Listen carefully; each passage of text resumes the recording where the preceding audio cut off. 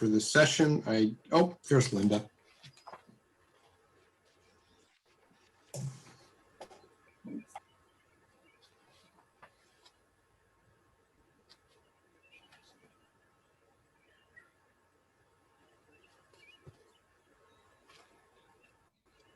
So whenever Richard is ready.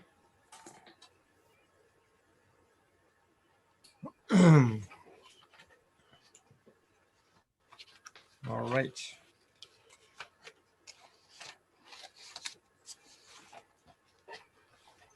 So, Brian, before I begin, I just wondered if there's a way for us to see the participants. Is that what that is? We can click on them. There are 11. Yeah, I was waiting for you to call the meeting to order. Then I would be glad to bring in, we have Ms. Gagnon, her attorney, Mr. Callahan, and her real estate agent, Ms. Caeza. All right, let's bring the meeting to order then. It is 5:34. We'll bring the special meeting of the South Kingstown Historic District Commission, Wednesday, April 28th, 2021, to order at 5:34. And we'll have a roll call. So Shantia Underhagen. Here. Andrew Martinez. Here. Linda Stedman. Here. Murray Gates. Here.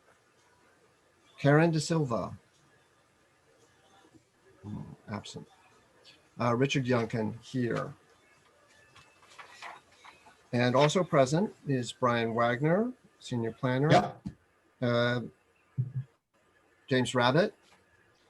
It Planning looks like Director. he's dropped off. I do know that he's listening in from his car on his way to Connecticut. Okay. Whether or and not he listens or participates, it will depend. we also have Andy Tights, a special legal counsel. Thank you all for attending. So the number 3 on our agenda is the approval of minutes for the April 5th, 2021 meeting. Do we have a motion to approve? Motion to approve. By Second. Murray Gates, second by Shanti. Is that correct? I think Andrew Yes, and I that's did what I it have. together. All right. I guess we should have a roll call on that. So Shanti Underhagen? Are we roll calling to approve the motion? Yeah, to approve. Yeah, aye. Murray Gates, Aye. Linda Stedman, Aye. and Andrew Martinez, Aye. Richard Youngkin, aye. So we have approval. So having no old business, we'll skip to number 5, new business. And would you like me to bring in the Yes, why don't we applicants? bring them in. All right.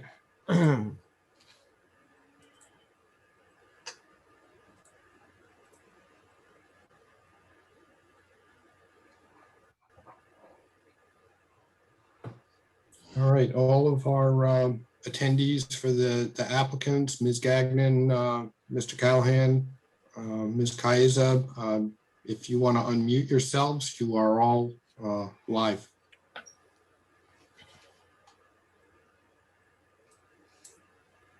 Very good. Thank you all for attending. I can see you all now on the screen. And do we have Ann with us as well? Yes, you do. Thank you, Ann. It's good to see you.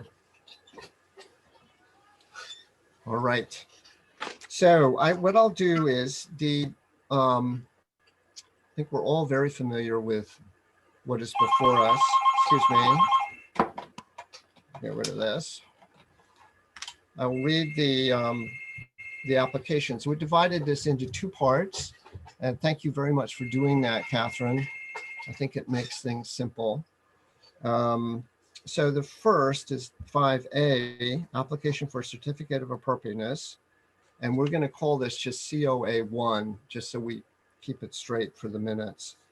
2545 Kingstown Road, Assessor's Plat 23-3, Lot 43.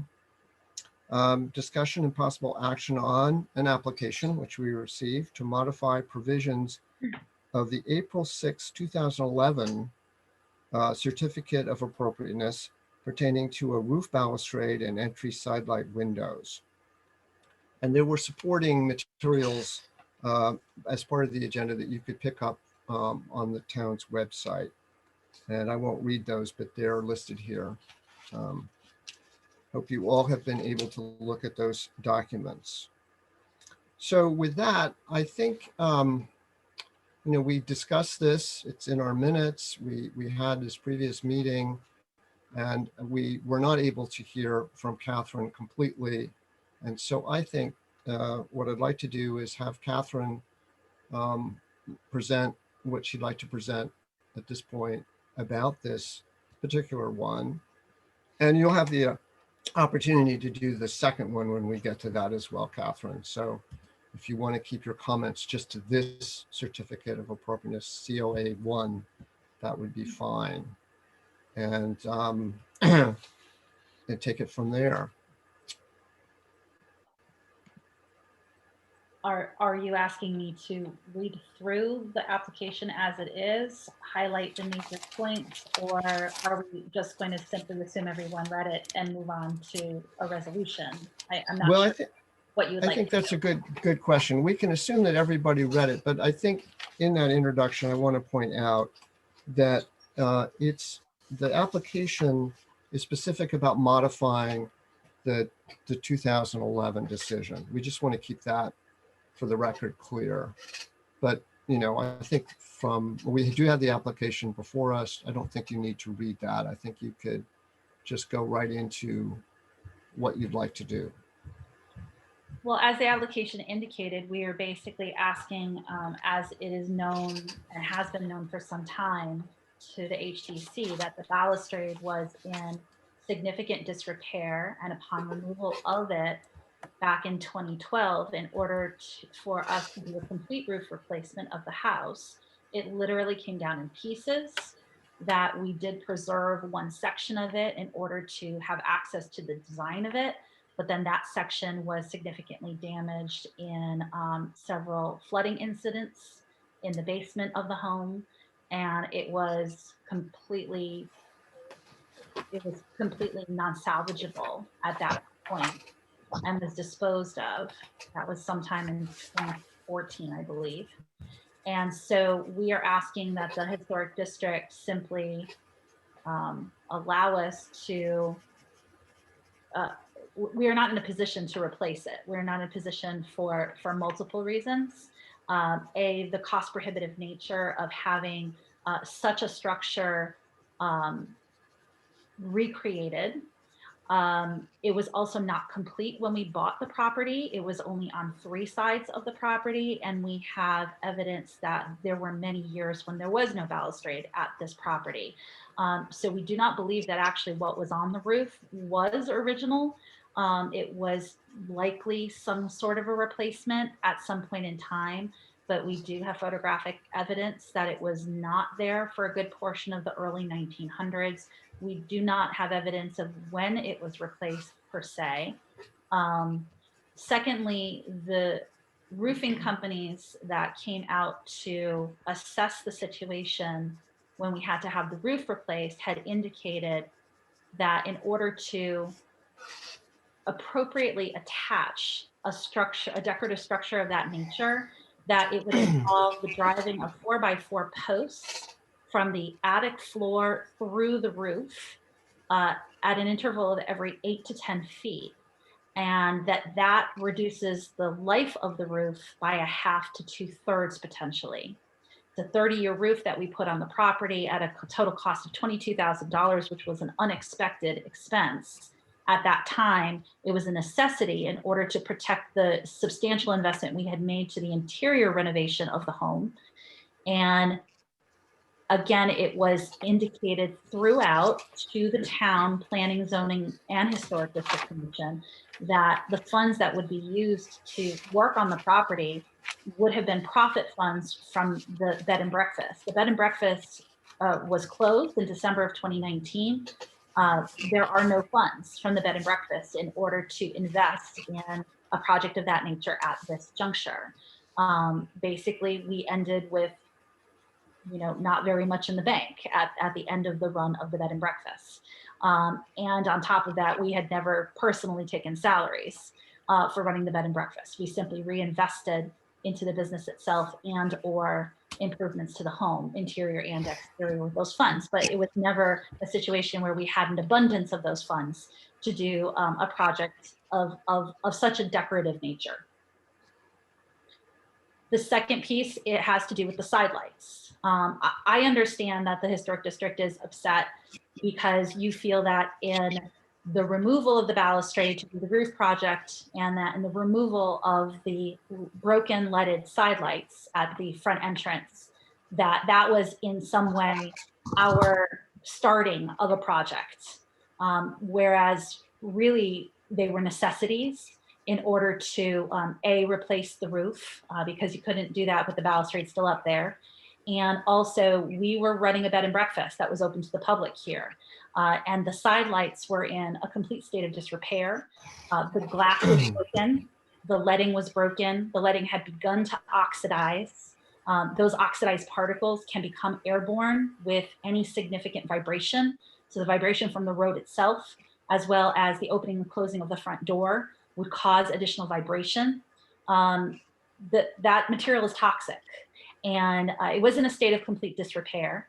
The previous owners of the home had put a plexiglass panel. They had screwed in a plexiglass panel on the exterior of the building in order to prevent birds from flying through the broken glass. It was also not retaining any heat whatsoever. So in order to remove potentially toxic material, and in order to improve heat retention at the main door of the bed and breakfast and of the home, we did in fact remove it. And again, I understand that your point of view on this is because we removed it, we started that project. Again, because we never had a substantial amount of additional funds to work on decorative projects here at the home.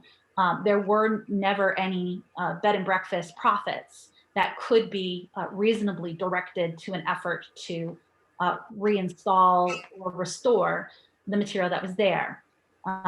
As the proposal indicated, we are willing to work with a local stained glass artist, and I provided 2 proposals, who are in a position to recreate, based on the design, the original design, a hanging piece of glass that basically mimics the design of the original windows, but with non-toxic modern material.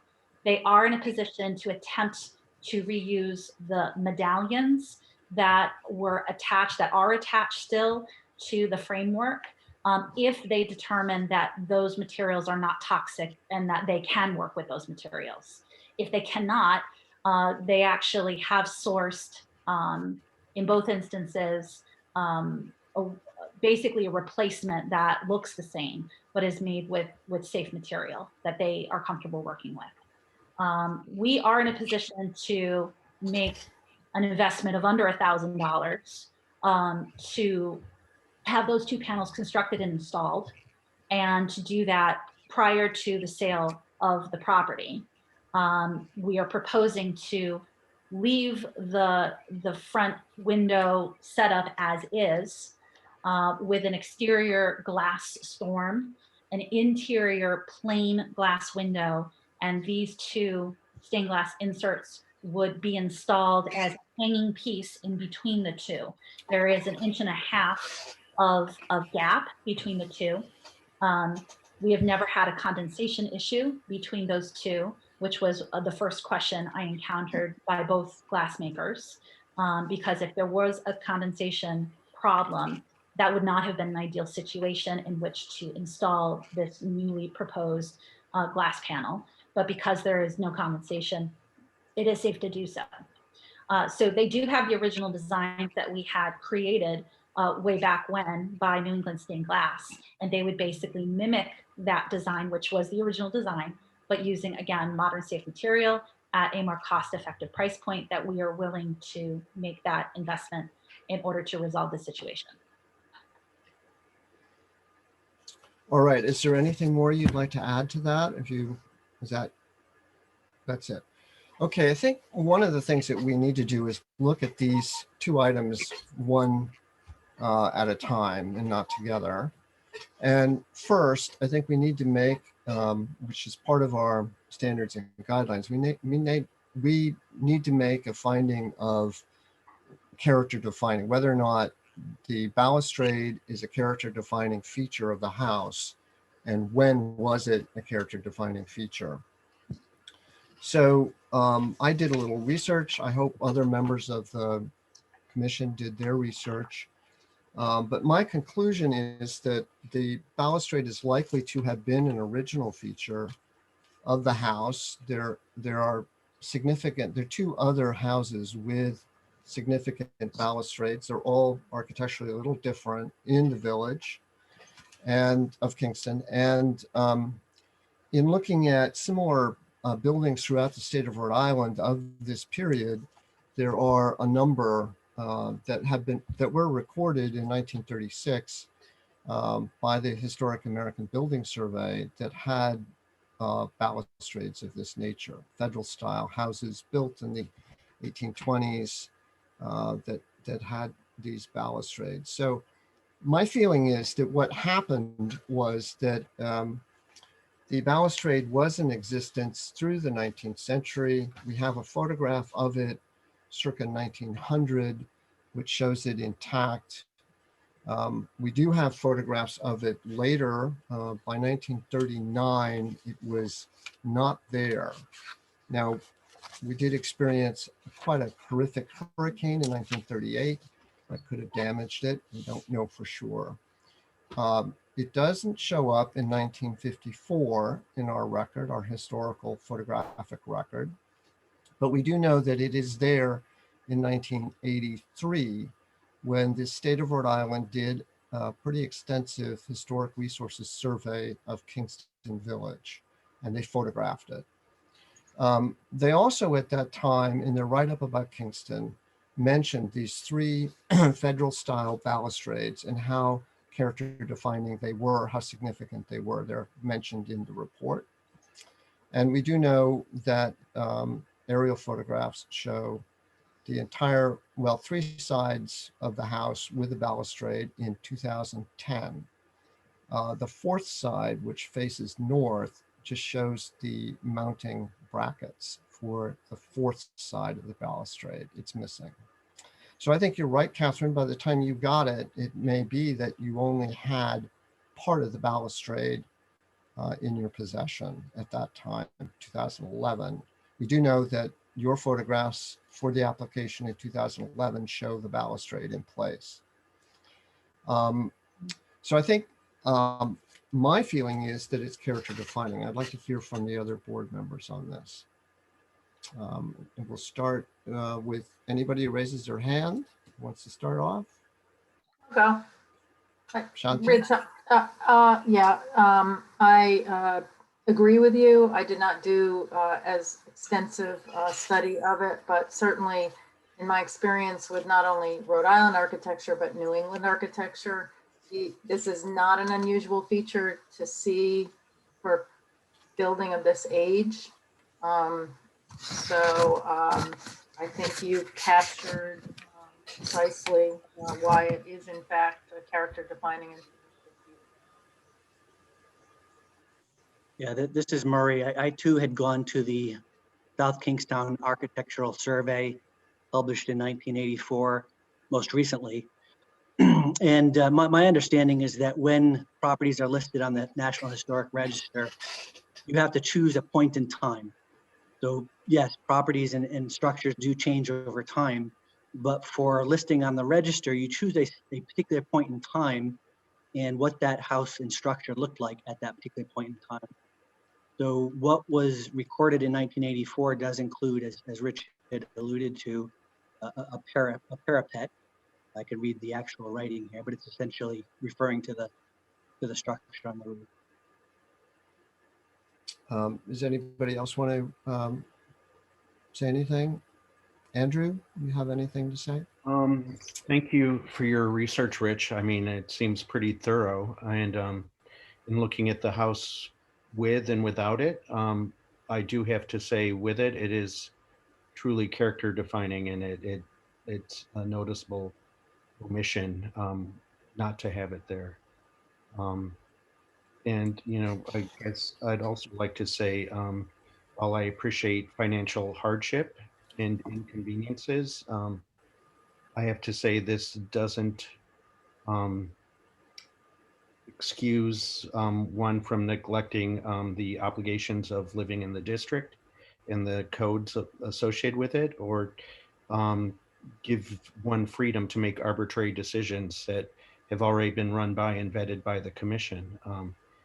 To me, it's the equivalent of I have transmission problems that I wasn't banking on. I'm not going to register my car this year with the DMV. I can't make that decision. I can't make that arbitrary. I still have an obligation to follow through on that. So that's, I'm having trouble, one, with the reasoning behind making decisions or not making decisions or not following through. It just seems to be based on convenience or funds. And these, again, were decisions that were vetted through the Historic District Commission in the past, almost a decade ago. And now that seems to be easy to ignore them due to lack of funds or convenience. So I would, although I'm, you know, mindful and want to find a way to make things happen, I also feel that we need to draw a line and our expectations that we have for all homeowners within the district. So In 2012, we were approved by the Historic District Commission to replace our roof. They understood at that time, that panel, that it was necessary to remove the balustrade in order to replace the roof. The roof was a substantial, unexpected financial commitment that we had no choice but to make. It was something that we did run by the entire panel, and it was approved. We obtained a certificate of appropriateness for the replacement of the roof, with the understanding that in order to replace the roof, the balustrade had to come down. And that was done in 2012. Catherine, that's correct, but I want to proceed with a process here. I want to determine that it is character defining. We have to do that first to apply our standards and guidelines and to move on with this process. I think the consensus among the board that I'm hearing is that it was a character defining feature. As such, it follows into our standards and guidelines under number 3, A through D, which describe how character defining features must be dealt with.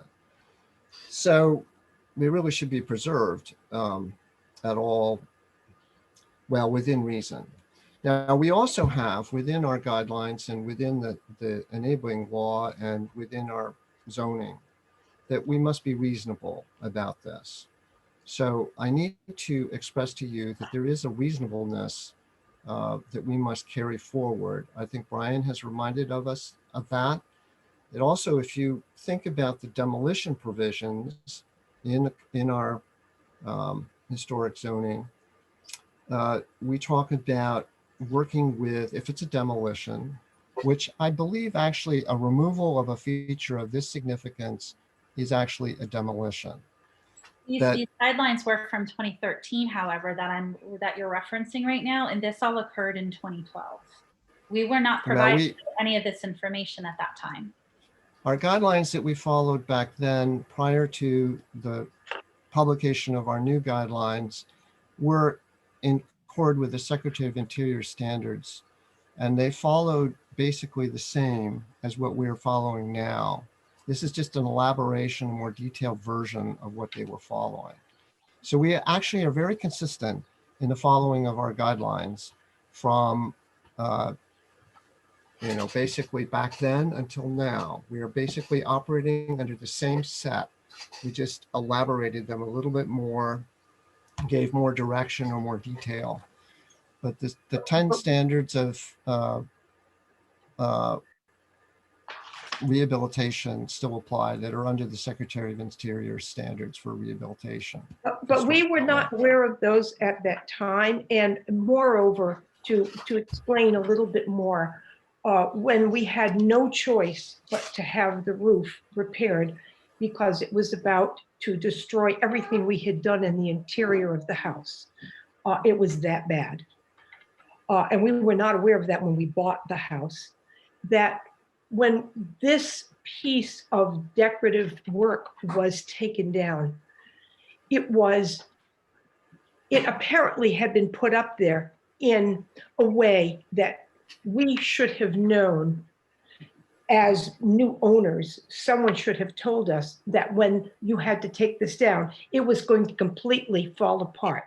But no one said anything about that. So we were not given a certain amount of information that would have been very significant for homeowners of a historic house.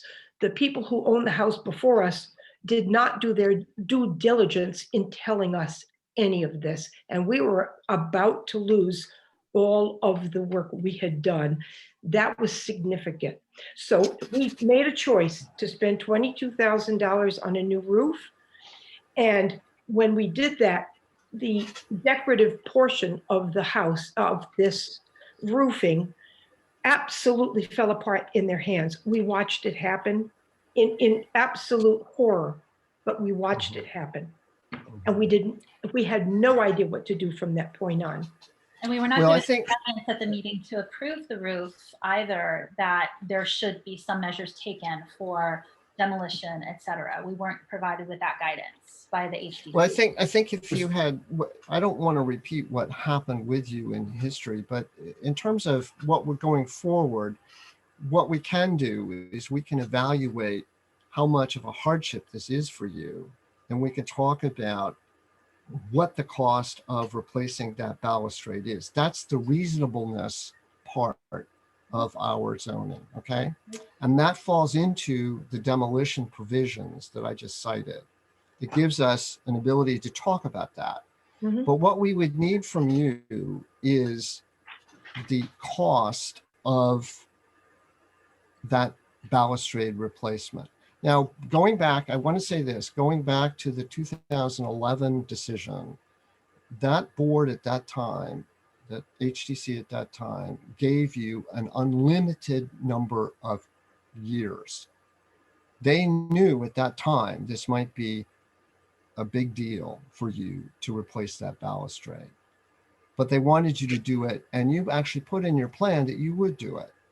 So, and that's what they approved. So they gave you time, and time is money, time to accumulate funds to do such a job. And I think that's what they were aiming for. They also gave you that for the sidelights, knowing that that might be expensive too. So it was a reasonable approach in 2011 to restore. They knew you had to take this balustrade down to fix it, to replicate it, to do whatever needed to be done. They knew, as you said, that when you had to replace the roof, you needed to take it off there to put the roof on. But they also knew that you had said you would like to, you wanted to, you agreed to put the balustrade back up when you were ready to do so. And now, I mean, that still holds true, basically, Catherine and Ann. That holds true of this moment. That certificate of appropriateness is in place. You have that option. And we can reaffirm that option to give you the grace of time. If that's not satisfactory to you, which it doesn't appear it is, then we need to have more information about the why. What is the cost that's the burden? And do you have that information? There are no funds. If in advance of this meeting, I had known that that was going to be an expectation to have workers and roofers come out here and provide those quotes, I would have done that. But I was not expecting this turn in the conversation. Again, it's my opinion. It's the board hasn't shared that. Okay, so I would have done that at this time. I'm not even sure where to start in terms of a contractor who A, would be willing to get up on that roof, B, to reconstruct based on the photos that we can provide, C, the roofing costs, and also the fact that we're still dealing with the potential reduction in the life of the roof because of having to put a hole every 8 to 10 feet. The home is under contract. The home is under contract in such a way that I don't also know that the potential buyers are going to be okay with us doing that, because they know that a new roof was put on the home back in 2012 with the likely expectation that that roof is going to hold secure for the average life of its type of roof, or 30 years. So those are all concerns. I'm not even sure where to begin. And once again, I'm telling you that there are no funds. There are no funds left from the business, which was the main source of the majority of funds to do these kinds of projects. Literally, the bank accounts were closed in December of 2019 with about $1,000 in them. And that is a primary concern. Yes, we are selling the home, but with a very limited profit margin that has already been dedicated to the purchase of a new home. And those are personal funds. We purchased the home with personal funds with the intention that when we would sell the home, the business would not have any connection with the sale of the home. And the personal funds that we invested would at some level be returned.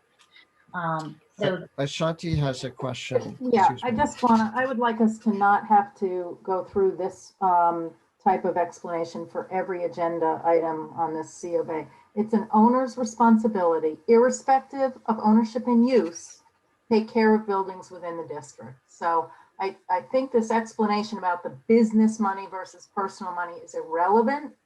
I would appreciate it if we could set that aside. If these owners have some way of confirming that this is an actual financial hardship, then as you proposed, we should investigate that. But the difference between a business account and a home, all the owners in this district are responsible for maintaining their building financially. We don't care about the source of those funds.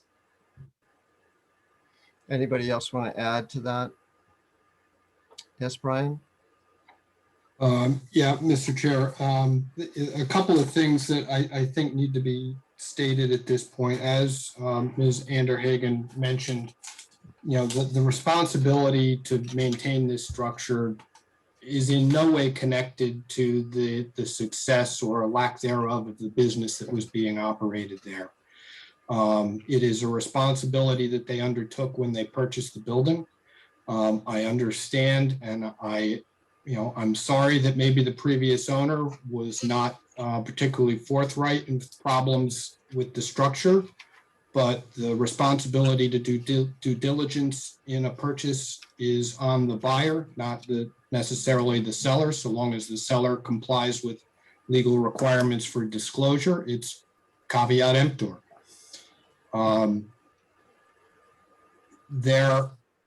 There have been substantial funds invested in this structure. I believe Ms. Gagnon testified previously that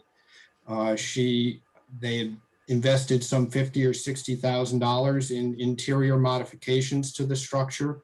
That was a choice in how they spent money.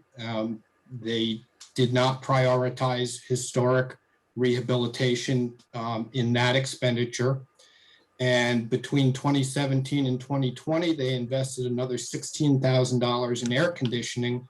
Again, funds that were not prioritized to the responsibilities that they agreed to in 2011 in terms of doing historic rehab work.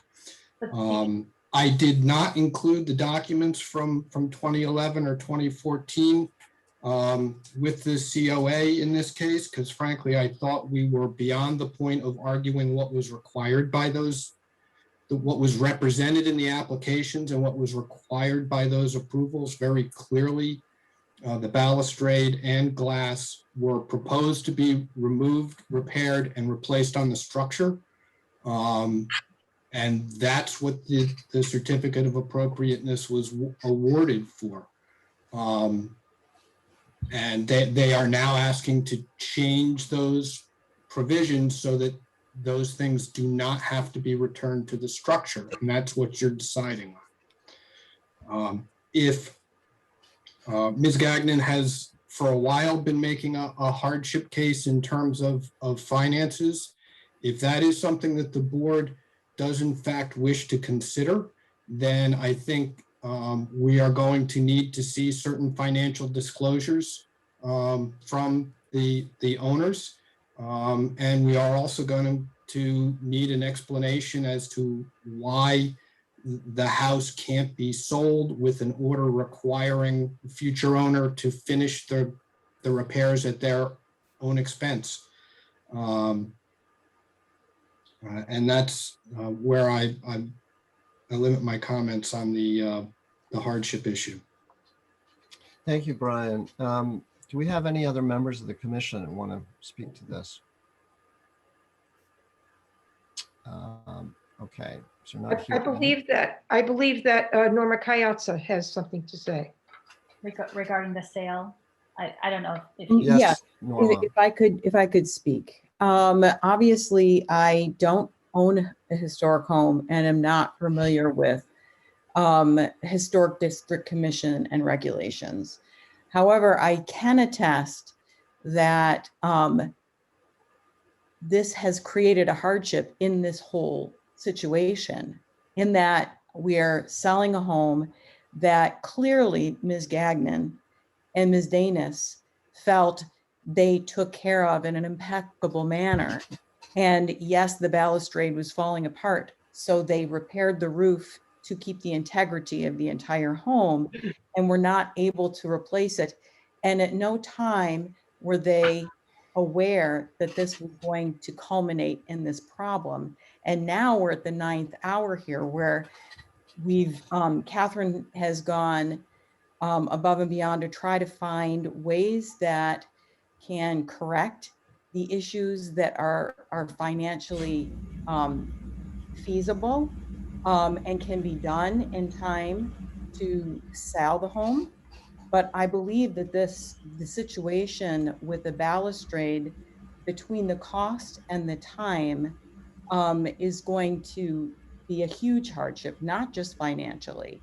And I feel that there is rarely going to be an owner that is going to be willing to take on the onus of a previous historic commission's decision, of which they knew nothing about. And clearly, I believe Catherine and Anne were not aware, when they fulfilled that certificate of appropriateness, that a rotted balustrade would have to be done financially. And honestly, I believe that getting someone out there to get a pricing of a balustrade could have been done a couple of weeks ago had someone known about it. But now we're talking about, again, delaying again. And it seems to me like all the cards were not put on the table fairly so that they could make appropriate. Obviously, Catherine got paperwork in immediately after the last meeting so that this could move forward quickly. And had we known that that needed to be done, it would have been. So I feel that that needs to be taken into consideration as well as you discuss the financial obligations of this requirement. But also, Mr. Chair, this is Brian. First of all, with all due respect to Ms. Kaez's profession as a real estate agent, I don't think her speculation regarding hardship and expense is pertinent here. With respect to her statements that the owners were unaware of their responsibilities, I think that is just flat incorrect. The documentation from 2011 very clearly indicates what their responsibilities were, and the standards and guidelines very clearly indicate what their responsibilities were. I think we need to move away from understand what the requirements were and accept that those were requirements, and move on to the question of whether or not this board wants to alter the provisions of those original requirements. And I also noticed for the chair that Planning Director Rabbit has his hand raised. uh, Jamie, do you want to say something now? Jamie Rabbit? Unmuting. Yeah, thank you, Mr. Chairman. Just wanted to echo Brian Wagner's comments, and also listening to testimony about this economic hardship, including the realtor who said it's an economic hardship and cost prohibited. Yet there's been no evidence of what the cost to replace the balustrade is. The only evidence was submitted with an older cost estimate with regards to the sidelights, which was $3,000, I believe. And to Brian's point, substantial investments have been made in this property in other manners. So choices were made to not move forward with certain aspects of the historic restoration and spend funds in other manners. And to both your point as well as staff's point, the financial standing of a business has, to me, no relationship to the viability of a valid historic certificate that was issued in 2011, that the applicant was fully aware of their responsibilities with regards to replacement and adhering to those requests that they made, and gave certainty to the commission that they would undertake those at a point in time. So that's all I have. Thank you. Thank you, Jamie. Shanti, you had something to say? Yeah, Rich, well, I was going to follow up on your, I think your comment or Brian's comment about moving on to consider whether we want to keep the certificate of appropriateness intact or grant the applicant's request to alter that C of A. Is that where we are at this moment in this meeting? I think we are at the point where we've decided that the economic hardship has limits, that we would need to see more detail about the cost of the balustrade to pursue that avenue. I think we also are in agreement that the applicants had we have to understand that it's been 10 years since 2011. The applicants have been the same owners of the house for that period of time. They must have understood that they were under this obligation all that time, that the sale of the house is their choice, is their self-imposed hardship on this. We all know that the C of A runs with the land. We discussed that on April 5th, that it can be passed to the new owners, that the obligation can be passed to the new owners, that it does not sunset.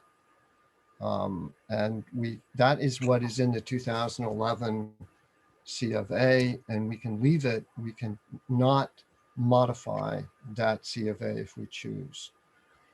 And I think we need to let Catherine say something before we go forward on a motion. I think I want to take these motion by motion too, to keep everything straight. So If I could just make 2 quick points. A couple of you have mentioned that we made choices in what we were going to spend money on, kind of intimating that we chose not to spend money on these exterior features of the home. I want to just kind of clarify that the funds that were spent on the following the initial purchase of the house were basically to make the home livable. The interior of the home matters as well. And because we personally would be residing in the home long term and running a business in this space, the interior of the home had to meet basic standards for having the business here and for our own safety, our own personal safety, including the addition of the heating and air conditioning units in 2017 and 2020. And that directly has to do with health and welfare of the people living in this home. This home is very difficult to heat. And by doing it through the 2-pipe steam system that we do have and that we had to replace, we hoped that having the more energy efficient system fired by gas instead of oil would make some improvements. It made some improvements. It still is a very difficult home to heat and to cool. And so the addition of those air conditioning units and the choice to spend the money on those had to also do with the livability of the home, because the interior matters too. Anybody who's seen the interior of our home knows that we are relatively frugal in the decisions that we make. We are not just throwing money at interior projects to make the inside look great and ignoring the outside. We have done as much as we have been able to afford to do on the exterior.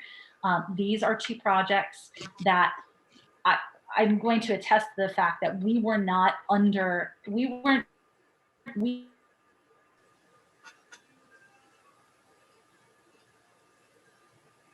2011 application burden us to complete the projects. I'm an individual for whom part of my living is writing grants, and I write grants all the time. And in those grant proposals, it's always the pie in the sky proposal of what I want to do and how much money I need to do it.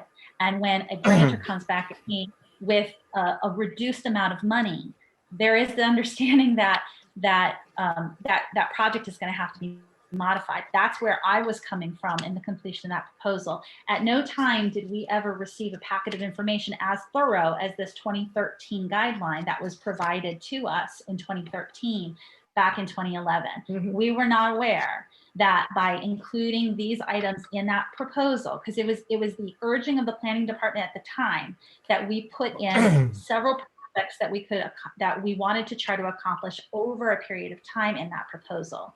Catherine, I don't think we want to go back there. That is pretty well registered, that C of A and what it says and what it obligates the commission to and you to. So that That's if you well had and good, but that doesn't make it clear what we understood as a result, because we did not have these materials at the time. You have to understand that we never owned property like this before. We did the very best we could to try to define what would make things reasonable in this house, not only for us to live in, but to try to preserve what was here. There wasn't much. What was inside this house was extraordinarily difficult to deal with. Never mind what was outside the house. So we had to make some very difficult and expensive choices, just so you know. Maybe you don't know what was in here. I don't Quite know, but something. I realize, Anne, that you could have come to the commission back then and described what the problem was. Shanti had a We didn't point. know that. I just wanted to say, We you know, didn't know that. this is a local, well, you came to the commission at some point, so you knew it existed. This is a local law. It was enacted in 1959. The communities revised its to track with current practice and state enabling law. The guidelines have been revised over time. It's an established mechanism in this community. And I think, again, like the issue of hardship and business versus personal funds, we can't rehash this issue on every item of this of both of these certificates of appropriateness. This is established. This has been intact for over 50 years. And to say you didn't understand or you didn't know, at this point, it's just not fair to this commission. This is a well-established local law. You know, I think we need to move along and go through point by point at this juncture. Richard, this is Matt Callahan. Can I just make a couple of brief comments? Yes. With respect to the applications this evening, again, the decision had not been made, as I understand it, that this was a significant architectural feature at the last meeting. And Ann and Catherine had presented some information which indicated that the balustrade had not been on the building for significant periods of time. And I think they were under the impression that it had been added perhaps in the 20th century, not certainly almost 200 years ago. So if the commission has made that decision tonight that it is a significant architectural feature, then we do have to move to the next point. But we didn't think that was a given coming into the meeting. But the next point would be this issue of demolition of a significantly historical feature and how that should be addressed. And it's not just the expense of the balustrade, which will be significant, but as Catherine has indicated, the restoring that balustrade in the proper manner is going to be have a real effect upon the integrity of the roof, not just when it's being installed in the future. And so that's an additional expense which will have to be taken, I think, should have to be taken into consideration now that the commission has, I assume, made the decision that this is a historically significant feature of the house. What we need to do on each level is to ascertain whether we are dealing with historically significant character defining features. That's part of what we do.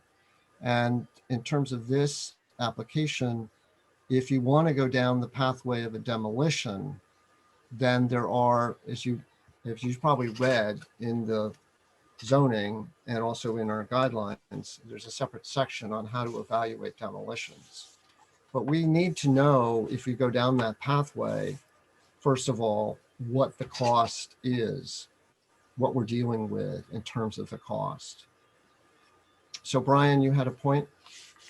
Yeah, I was just going to add that as with the issues being raised as to financial hardship, if we don't have evidence of the owner's present financial means, and we don't have evidence of what the actual cost of recreating the architectural feature is, we can't make a decision on hardship. Similarly, in terms of whether or not the balustrade can be restored without having a negative impact on the structure, we would also need to know whether that's the case through evidence from carpenters, builders with experience working on historical structures as to whether or not a feature like this can be restored to a roof without having an unreasonable impact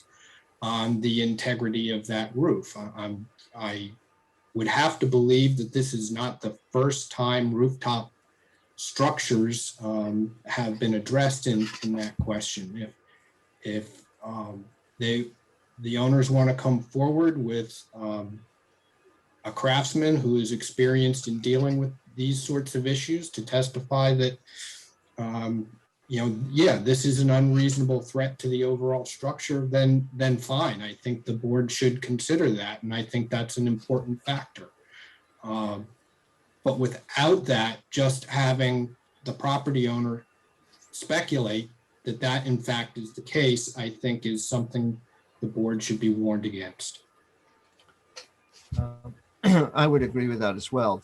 There are other options too with the balustrade itself, the materials that it's made out of. Our standards and guidelines talk about alternative materials, synthetic materials that could be used for that it doesn't have to have the weight of the original balustrade in terms of heavy wood structural materials. It can be fashioned out of alternative materials that will weather, that won't rot, like fiberglass or AZEK or other synthetic materials. And that's definitely an option for you. There are other options too in terms of how much of the balustrade you put back up, if that's where we go. Do you put up just the front of the balustrade and not the other sections of it, the other 3 sections that existed? So I think that what happens under demolition, if we go there, if you choose that route, there are a whole lot of criteria that are laid out where we begin to negotiate with you about how much is done. There are words such as working together. We come up with a plan to restore that character defining feature in some form. So if the board wishes to go this way, and if the applicants wish to go this way, that is on the table. If you do not wish to go that way, then the board may make another decision.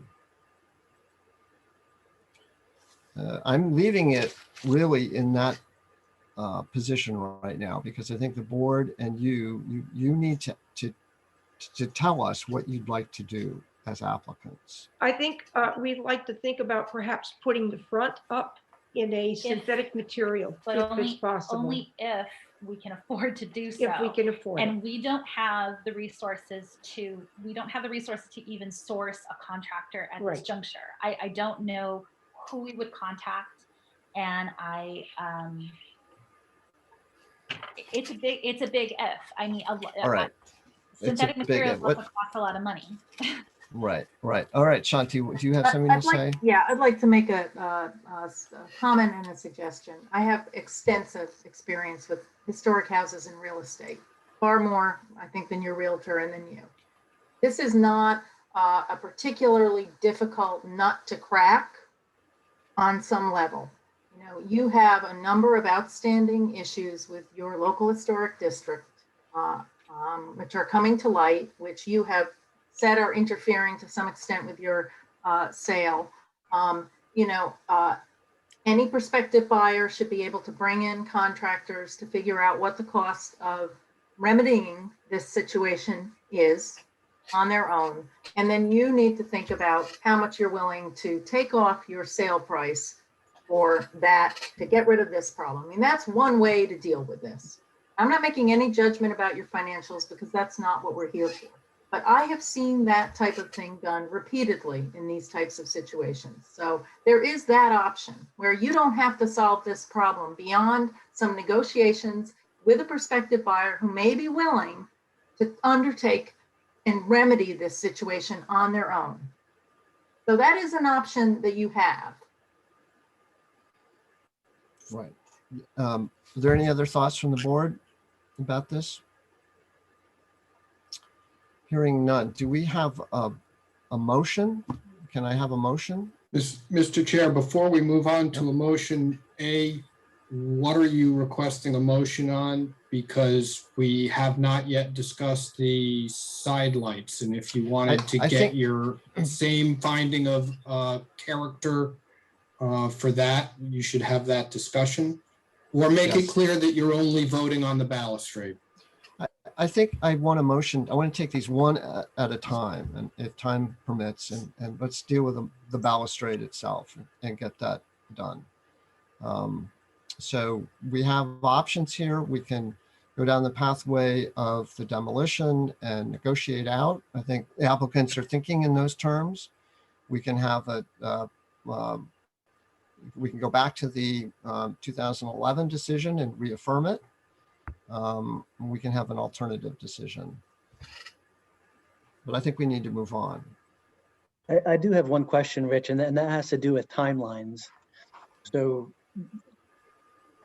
should there be some constraints around timelines, regardless of the parties that are going to be carrying out the implementation of the project?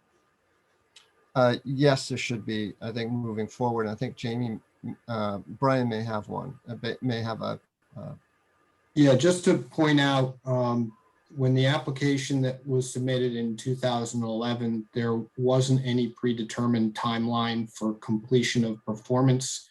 Our current application for a certificate of appropriateness includes a 1-year deadline for completion of all approved work. It's right in the application that's filed. So if you were to do, if you were to render a decision on this certificate of appropriateness, there would be a 1-year deadline to complete the work unless you specified something else, as you did at the last meeting due to the materials issues with respect to new construction. Right. I think we should also find out if there's anybody in the public who wants to speak on this. We do have one attendee. If that person wishes to say something or participate, they could raise their hand and they will be recognized. Thanks. I am not seeing a hand.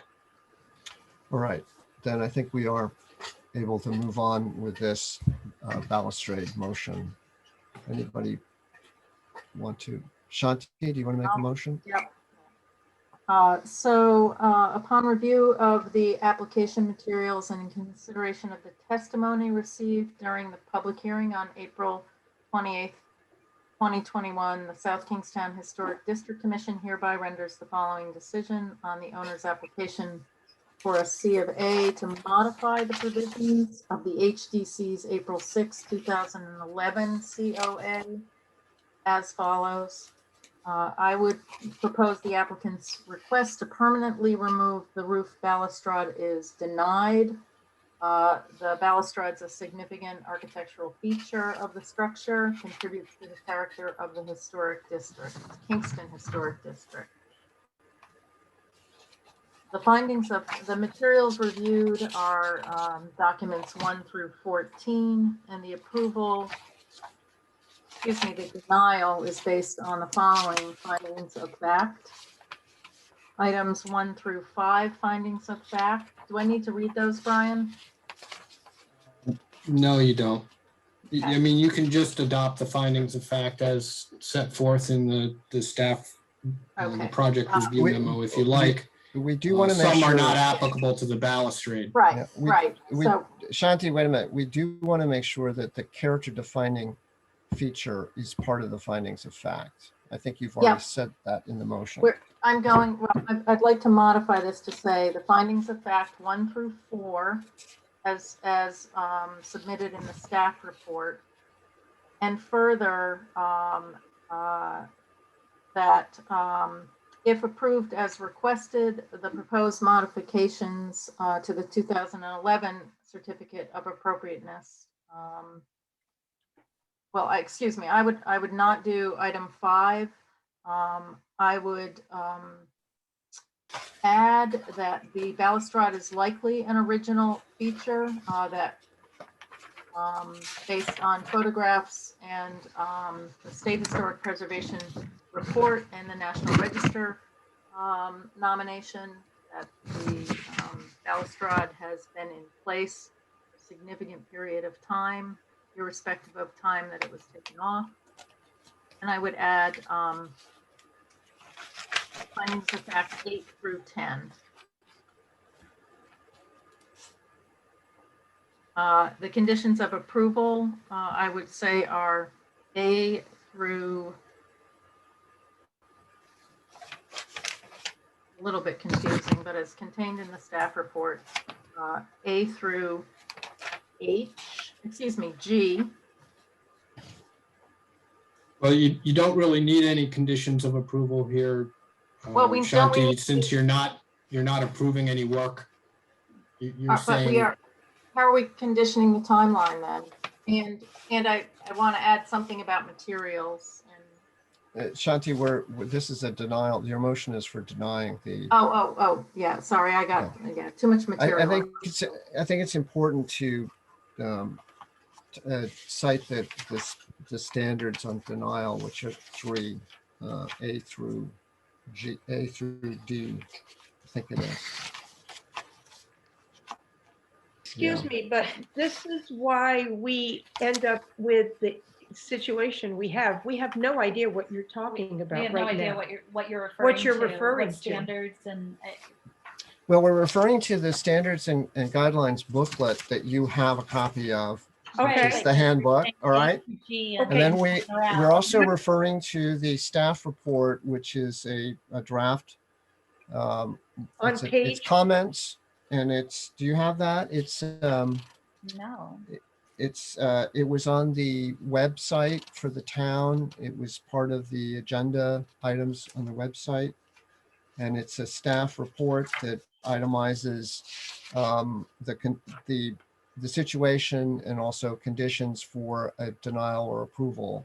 And it's several pages long, and you can find it on the agenda site. It says COA. I think it's referenced as a project review memo. We were provided with an agenda HDC 2021-428 and minutes from your last meeting. Period. Yeah, but if you go to the website to see all the materials there, Have you Were been to we the town supposed- website? We were not aware that we were supposed to go to the website. There were Exactly. no instructions for that. Rick, I'd like to I want to modify my motion a little bit. If we can just back up for a second, maybe while the applicants are trying to track this down. The motion that I intended to make was a denial of wholesale demolition, but I see that we have the option of a denied subject to further study, which I think is the motion that I would prefer to Is that make. what you'd like to make? Okay. So it's alternate 3, and I'll read it. The balustrade is a significant architectural feature of structure that contributes to the character of the Kingston Historic District and is worthy of preservation. However, the HPC will entertain further input from experts in the field of preservation and restoration of historic structures on the subject of whether the balustrade can be reinstalled on the structure without unreasonable risk for the long-term preservation of the structure. That was my intention. Offer the opportunity for perhaps a change of materials. All right. And this, now, is the rest of the commission following this? Do we have a second for this motion? Second. Andrew seconds. Do we have any further discussion? Yeah, so I'm trying to understand how this fits into the sale of the house. So is there anything that, how do we ensure that either the applicant today or the owner tomorrow is aware of these obligations? I think that what we're doing now, based upon sort of past procedure and current needs, is that we're recording these decisions. So they will be recorded in land evidence, and then they will run with the land. Yeah, the decision will be recorded, so it will be there in the land evidence records, and any prospective purchaser will be completely aware of it. I think I'd like to hear from Andy.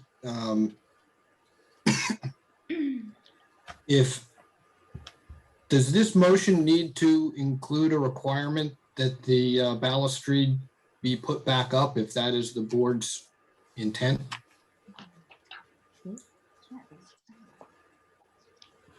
I think by your denial of the request to, which they've made to change it, it is required to be put back up, or they're in the alternative, to come back with you with an alternative since they can't put the original back up. I mean, frankly, if the original rotted one were still in their possession and they wanted to put it up, that they could do. It's not a contract, and if they didn't replace it, if they had the original available, not having the original available anymore, with this denial, they're going to have to come back, or the new owner would have to come back with a proposal, which, as we discussed, might well be a composite material, rather than something that's not as heavy as the original was, and therefore not as destructive or damaging to the roof, or perhaps an original in wood, whatever. But that information, they'd have to come back. So I think I don't think you necessarily have to put a time frame on it. I know that was an interesting thing.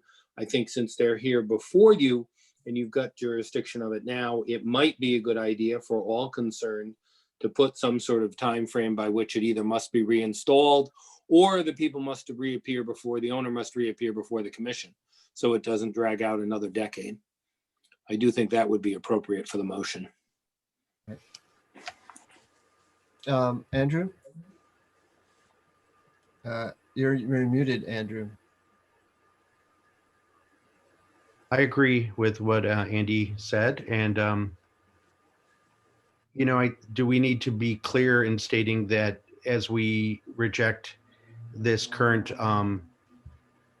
alteration to the COA, that the 211 findings 2011 findings are still in place. And I'd like to state for the record that there is no ambiguity in those findings that's been presented to us today. I think the findings are clear in 2011, and our motion today reinforces those findings. I think you're wise. I think we should include that in the motion. So at this point, we would need Ms. Anderhagen to propose to amend her motion if she would like to incorporate a time period for restoring the balustrade. Mr. Gates would need to approve that amendment and resecond it. If you want to incorporate the decision from 2011 by reference, you're free to do that. I'm not sure you need to, because nothing that's happened tonight has altered any of the findings that were made at that time. So I'd propose to amend my motion to incorporate a time frame for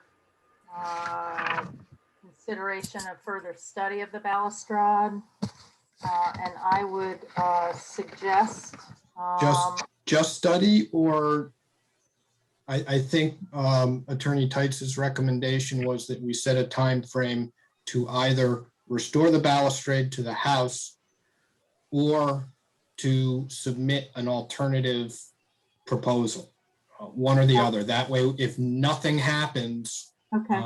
you know that you need to move forward with some sort of enforcement. I guess I would look to staff and council regarding what a reasonable period of time is. I would suggest 30 days, but I don't know whether that would be considered reasonable. I think that's a little bit, if you were going, I think you have two choices. This is Andy Tights, I'm sorry. If you want to just have a short time frame for which to respond essentially with a status report and a progress report of which way they're going. But I think if it's to either restore it or come back to the board with a proposal for, and when we say restore, that'd be replacing it in kind, as it was, the actual wood as it was. In the alternative, come back to the board for a replacement in a different material. I think that obviously would need more time. This is something that I'm looking would be applying to the other owner, and that would be more in the idea of months rather than days. I guess the question is which you want. Richard, this is Matt Callahan. Is it appropriate for me to say anything at this point? No, I think we want to get through with the correct motion, and we can have a discussion on it. But That's what I was going to refer. I'm going to direct my comments to the motion.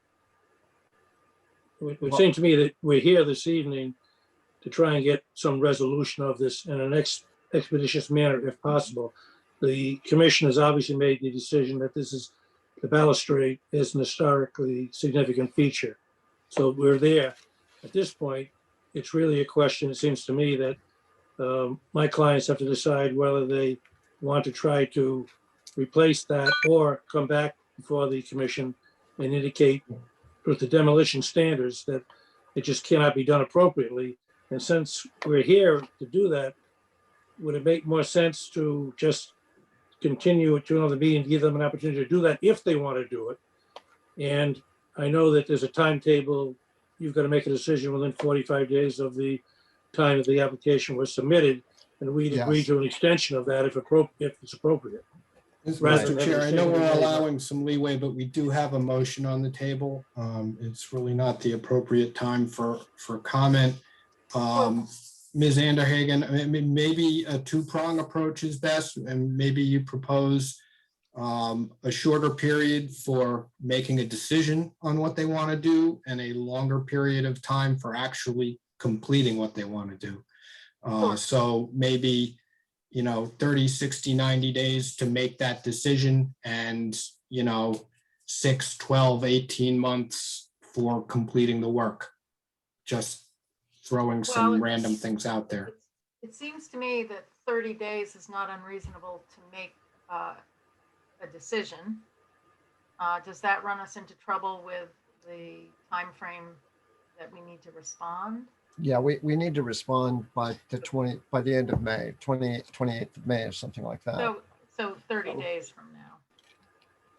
I mean, the applicants are maybe willing to have an extension, but I think that we just want to get this motion together and on the floor. Okay. Well, I mean, you know,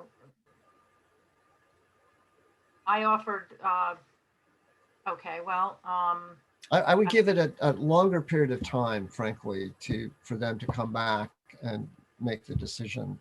They'll probably come back sooner.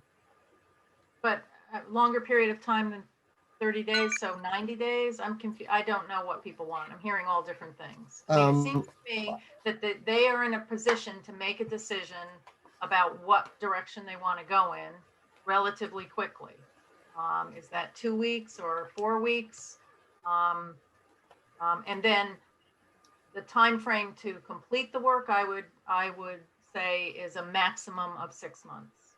6 months. Okay. 6 Maximum, months to complete the maximum. work, and let's do 30 days then to make the decision of which way they're going.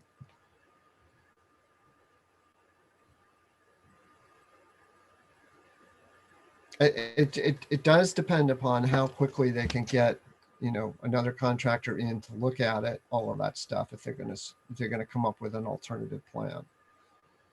We have to recognize that. Well, if they're having trouble with, you know, ascertaining, you know, appropriate estimates, you know, coming back to us and saying, here's what we've done so far, and can we have another 2 weeks? Doesn't seem unreasonable. Right. May we ask a question? May we ask a question? No, there's a motion on the I table. want to get the motion together first. Okay, the motion's on the table. It has a two-pronged time approach. Do we have a second for this motion? I'll second the motion. Linda seconds the motion. Right, now we can have discussion. All right. Catherine, do you want to say something? So am I to understand that what the expectation is that we go and find a craftsman to give us a quote for what it would cost to replace the entire thing, which was not here when we bought the property, or the 3 sides that were here when we bought the property, or the front alone, which was mentioned, in either wood or another composite material, and that if we still cannot afford all of that work or any of that work, that we at that point of time have to somehow establish a hardship argument that we cannot afford to do all that, or that we are able to afford one of those alternatives and we are willing to do it. Is that what you want from us? Because I just need to know so I can act on it. All right, let's ask Andy what his take is on that. Andy? Thank you, Mr. Chairman. First of all, I just want to clarify something, because I don't want you put words, you may have put words into people's mouths that aren't there. The idea of replacing only the front is something only you has suggested.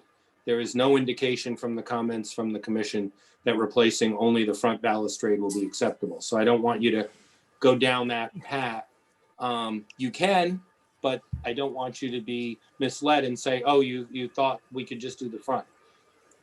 So with the other options, I think that is the case. And I must tell you about the hardship. I mean, the whole thing here is the information about, you would really need to provide us with the information about the sale of the house and what your existing mortgage is and the proceeds of the house. That's what you're really getting into, because that's what we're treating it as. It's the sale of the house. And the standard for demolition is that there's no other way to save it, including that there wouldn't be other buyers out there who would be willing to pay the money and make these corrections. So I don't want you to think it's simply a matter of, as you've said many times before, you don't have the money based on your income to do it. That's not the financial hardship standard that applies. It would be that no one would come in and buy the house at a price, and maybe they would pay less than what you're asking. But that's not the same thing as a financial hardship. That's just less of a financial gain for you on the sale. So I think you need to realize that as far as your options. I think, as one of the commissioners has indicated, you're really best deal on this would be to negotiate this with the buyer,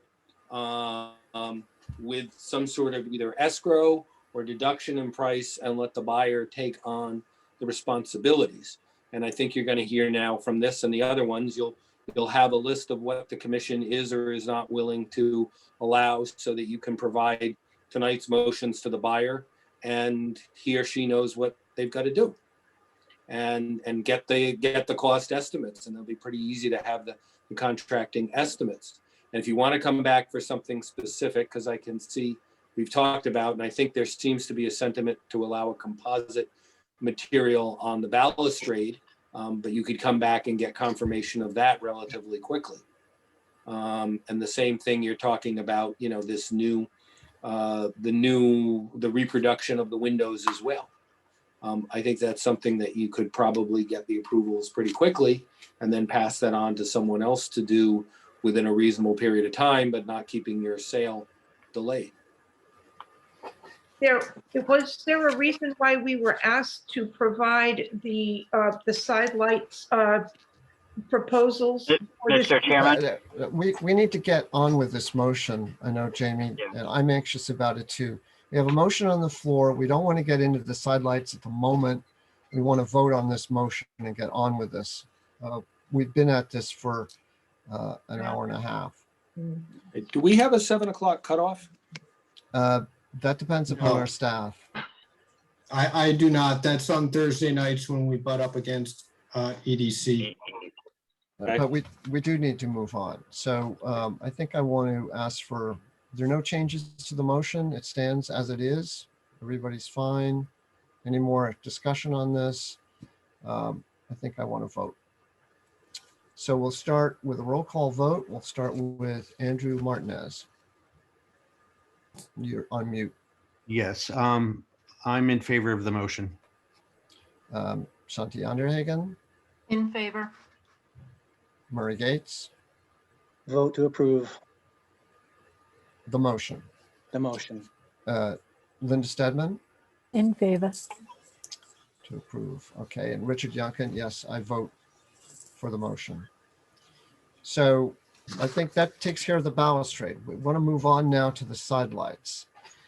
The sidelights have been, the applicants have an alternative plan for the sidelights already for us to look at, and they're willing to proceed with that alternative. Do we have any discussion about this alternative? Any questions about it? I'm not hearing any questions about it. Mr. Chair, do you need to make your same determination as to character of the sidelights? Yeah, I think we do. The sidelights, I don't think there's any question that the sidelights are an original feature of the house. There's been no discussion about those sidelights not being original. They match the transom, and they're part of the decorative enfrainment of the front door. So they're in a critical kind of aspect in the front facade. They're leaded glass lights. They're badly deteriorated, we understand. They have been removed and put in safe storage. And the 2011 CO of A approved their restoration. Now, nothing has happened with them except that they were removed from their location, and temporary panels, plexiglass panels, were put in place as side light windows. So the question really is, I think before us is an alternative treatment to provide side lights in the windows, or something that looks like the original side lights. To my mind, it's a reconstruction, kind of depending upon how much of the original material can be saved. And they're to be hung and not necessarily mounted as windows, but hung like glass decorative panels between an interior and exterior glass facing. If I got that straight, Catherine, if I described that properly? More or less, but what is currently in place are 2 glass panels, not plexiglass. Okay, so they're glass. Excuse me for that. So I think that ideally, from my perspective, the sidelights would be restored, and we're very close to that with these 2 proposals. The difference being that they're not taking up the entire window, the frame that they originally were in. So I have a question about that for Catherine. They would be the same size as what was the original. They're the same size as the actual glass insert in the original wood frame. They would basically sit in front of that frame instead of being part of that frame.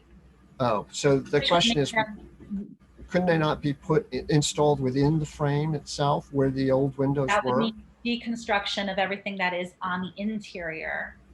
And it also puts the new homeowner in a situation where there is a significant amount of heat loss, because what is currently there is a much more heat retentive material that this, this decorative panel would then basically, it goes in the space that was created by the 2 that are currently there. It's actually a safer alternative. Also, if there was any damage, it could be easily removed and fixed. Whereas if it was permanently put in place, if there's damage, it cannot be. There's also safety issues that stained glass is relatively easy to break.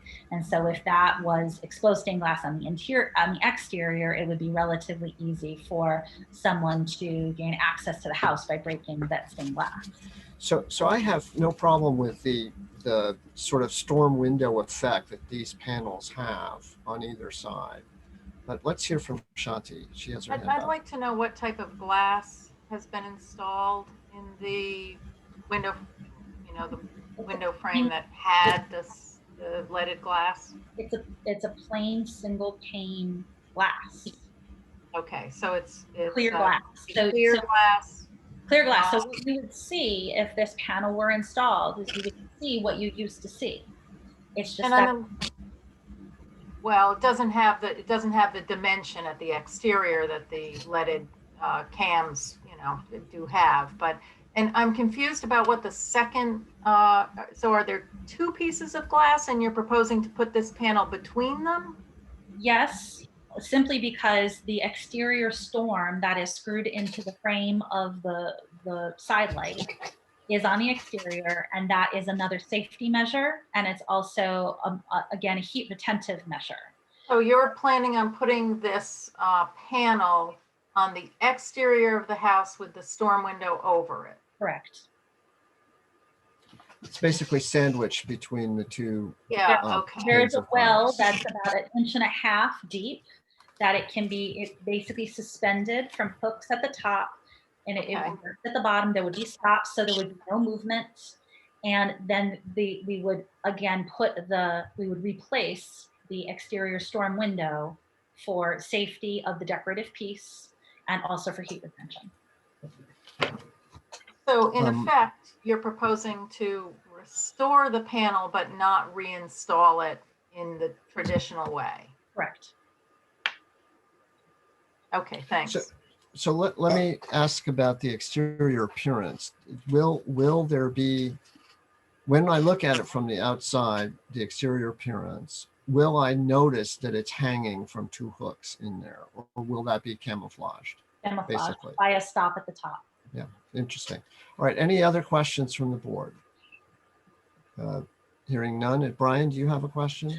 Yeah, I just want to make clear that it's not my impression that what she's proposing for her alternative is going to be an accurate recreation of what's there in terms of dimensions or materials. I have stained glass pieces that have been created in my house, and it's not even remotely the same sort of construction, and therefore character defining feature that than what was there, which is still represented in the transom window. I think you would wind up with, some distinctly different elements in appearance.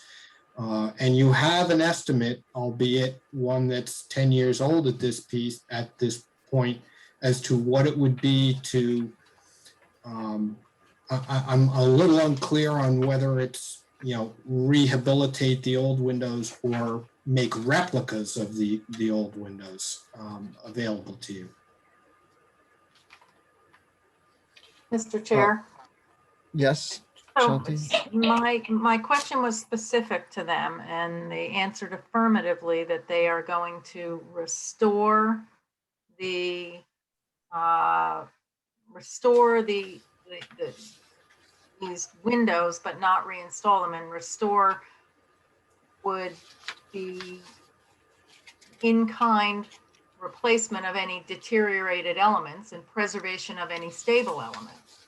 The only stable elements that both stained glass artists indicated are usable are potentially the medallions that are soldered on the exterior.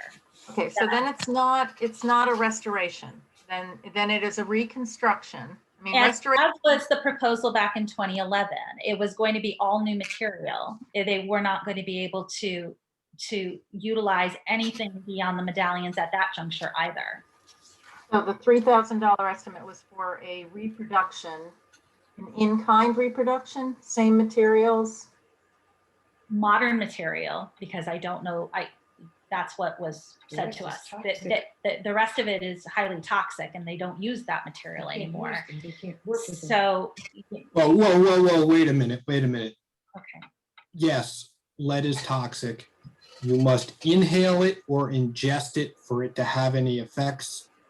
The toxic effects of lead come from working on it, machining it, putting it together. Just having it sitting in the window, elemental lead is completely inert. And I'm sorry, I've heard lots of representations about what a threat this is. I worked in the environmental industry for 15 years. Elemental lead does not volatilize. It does not dust. It's not paint. It is inert when left on its own. But it does oxidize with powder with white powder on the exterior, and that's what we're dealing with the old materials. And just FYI, the transom window that is above the front door has also had work on it over the years, not work that we did on it, but there have been panes of glass that broke on that as well and were replaced. So that entire piece is not original either. There are two panels for which it appears to be the leading, but it's actually a solid piece of glass that's behind the metalwork. The metalwork is literally glued to that solid piece of glass. It's not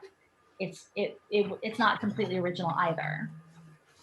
So what we have now in the case of this enframement we have a mixture of old and new in the transom, and we have the option, two estimates for something that is like a reconstruction, but with new materials for the camming or the leaded work. And of course, it'll be new glass. In both of these cases, what happens to the original windows? What happens to them? The original windows are still in storage in the basement of the home. So right. In order to utilize some of the materials, the medallions in particular, they will have to be, transferred to the stained glass artist selected to do the work. They will have to break off the medallions that are currently there, evaluate if they're usable, replace them with modern lookalikes if they're not usable. All right, so they have an option to create a modern look-alike medallion. Is that true? Yes. All right, so one of the thoughts I had, which I feel more comfortable with, is that we not condone touching the original glass sidelight windows, that they're kept in storage, and that you actually create a reconstructed window without damaging the originals. those damaged, those originals, we know that they're not intact, but they're kept in storage for a future owner to possibly restore down the road. And we do not lose that historical record. With this house, we've lost the balustrade. I don't want to lose any more historical fabric than we need to. And that's what our guidelines tell us, that we must be very careful about historical materials. So if we have an option here to actually recreate or reconstruct, I think it's a reproduction, really, isn't it, Shanti? Technically, it's a Yes, reproduction. sorry. Yes, a reproduction. Yes, sorry. Of these sidelights, and they give us a similar, if not the same, visual appearance. In other words, when they're reproduced in such a way that the width of the leading work is retained. In other words, it's the same width of leaded work, and that the dimensions of the glass, they've got the pattern to go with, are the same. So in a sense, it is a reproduction almost exact to what was there. And then, but it's of modern materials. And then I do believe you want to protect it as you would with a storm sash. The transom is protected from the inside, as I understand, but it's revealed on the outside. It's not protected on the outside. There's no glass panel over it. There's a storm. What? There's a storm over it on the There's outside. a storm on the outside. There is a Okay. piece of plain clear glass on the inside wooden frame. And All this right. will be a third element that will be hanging, and it will take the original dimensions of the So this would basically take the same form as that transom, Correct. only these would be reproduced elements. Okay, I'm unclear, Richard, when you talk about reproduction, which alternative are we talking about here? The $3,000 alternative from the 2011 that would basically recreate a new window to replace what was removed from the property, or the 2021 estimate for $1,000 stained glass panel that would imitate the original window? Right. I think what you're doing, Brian, is distinguishing between what was approved in 2011 and what the applicants have put before us tonight. So in terms of the, a motion to approve or deny, this is what's before us tonight in the CFA, is this reproduction alternative, new materials sandwiched between a storm sash on the outside and a glass panel on the inside. Has the same feel as the original, perhaps the same appearance as what it may have been when, in the last 2 decades, not original appearance, but appearance of the transom. It's the same kind of with a storm sash over it. I think that's what's before us. So we have the option of choosing that as an alternative and modifying the C of A, or sticking with the C of A, which was basically a restored set of sidelights that we don't have any indication in that there would be a storm panel on the outside or a glass panel on the inside. And that original C of A would have given us a window set into the frame as it was originally set in. So I think those are the options on the table. So is there any other discussion from the board? Planning Director Abbott has his hand up. Yeah. Jamie, do you want to say something? Yeah, just in your decision or what you're contemplating tonight, if you were looking at the alternative, which was in essence a new pane that will be sandwiched between two as you described, I'm not sure the information that they submitted clearly articulates what the intended result is. And if you are, as a historic district commission, leaning that way, I would implore you that any motion should include the requirement that a shop drawing is submitted to the historic district commission, prepared by the appropriate individual, and reviewed by the Historic District Commission, including installation details, so that it's very clear what the replication is, and it doesn't turn into a faux piece of stained glass draped on the backside of the window with any separation, that will not replicate the initial intent and character of the original leaded stained glass, which one of the commission members mentioned does have depth and relief associated with it. Right, right. I think that's a reasonable request to make, that somehow we have the ability to review this fabrication. This is Andy Tights. I was waiting. I was going to suggest the same thing, that you require plan, although I don't know that you necessarily need to have the entire commission review it. That would be something perhaps you could delegate to staff or to a particular commission referee for it.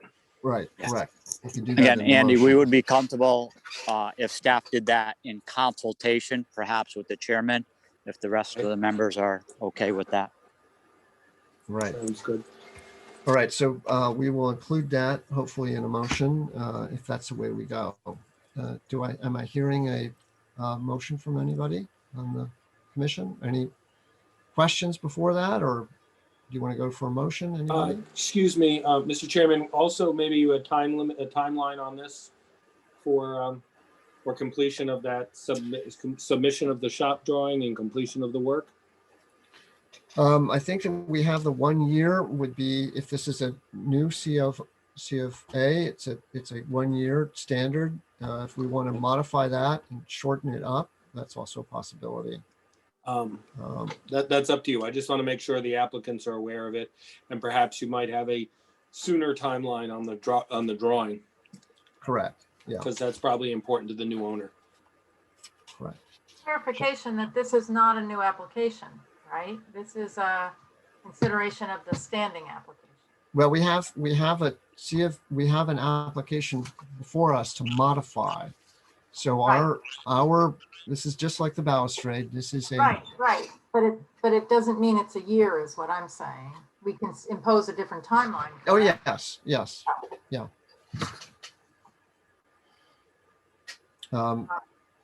So I'll make a motion. Shanti, okay. I'll try to do better this time.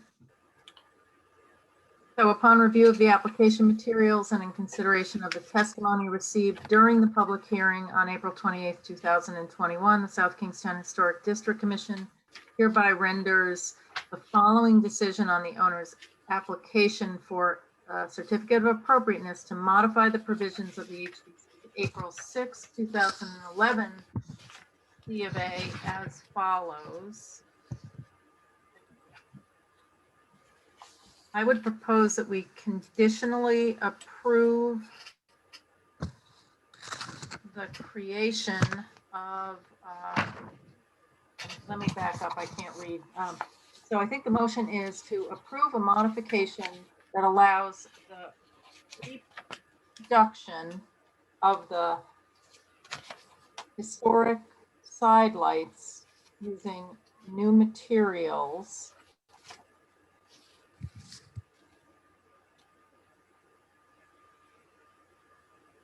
and the installation method as described in the applicant's summary of proposed work, specifically that the reproduced element will be sandwiched, for lack of a better word, between the interior fixed glass and the exterior storm window. The details of the reproduced new side light windows will visually match those of the transom above the door. Yeah. Andrew? And that the original leaded glass is preserved and remains with the house. Well, are those, I think that may be a condition of approval. Brian, would that be a condition of approval, or is that part of the motion to approve? Either way. Okay. Okay, so I'd amend my motion to require that the historic sidelights be maintained on the property and unaltered. Further, we would require shop drawings showing details including materials and installation technique to be reviewed by staff in conjunction with the chair of the HDC, and the timeline for submission of shop drawings. I would propose 3 months and completion of the work 6 months. Second. Second by Andrew.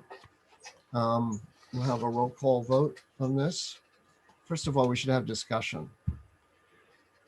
Any further discussion on this before we have a roll call? It didn't include findings of fact. Have we already done those? Have we already established that the sidelights are an original significant feature of the building? Yeah. I think that should be in the findings of fact. Okay. I also think that we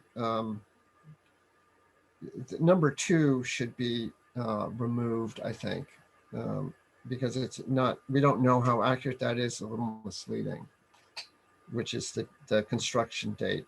The date of the federal part of the building is much later than this, and that's what's character defining. Yes. So the findings of facts would be 1, 3, 4, 5, 7, 8, 9, and 10.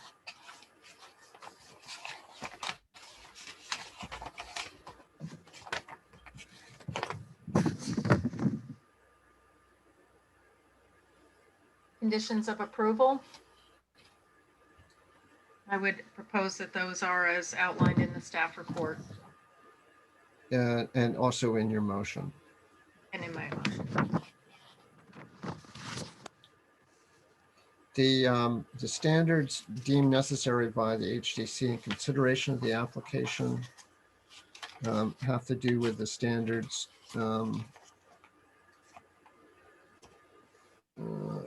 with porches and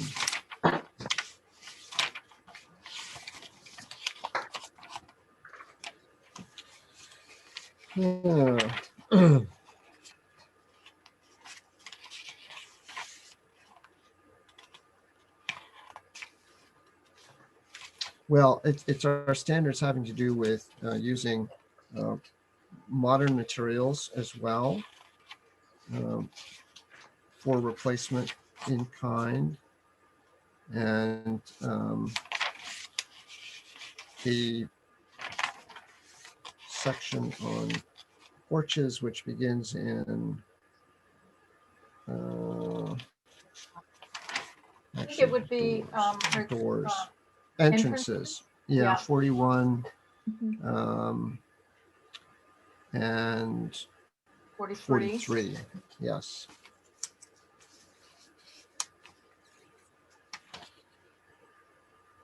Okay. And F is the submission of the shop drawings and the times of that you've already given. So I think we're all set.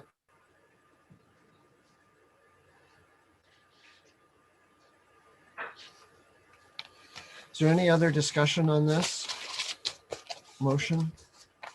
I'm sorry if it's appropriate. I still cannot locate on the town's website any of what you all are referring to in terms of staff notes. Could someone send me a link to where it's located? Because it is all linked in. It is all linked in the agenda, and that was explained in the email you received with the agenda.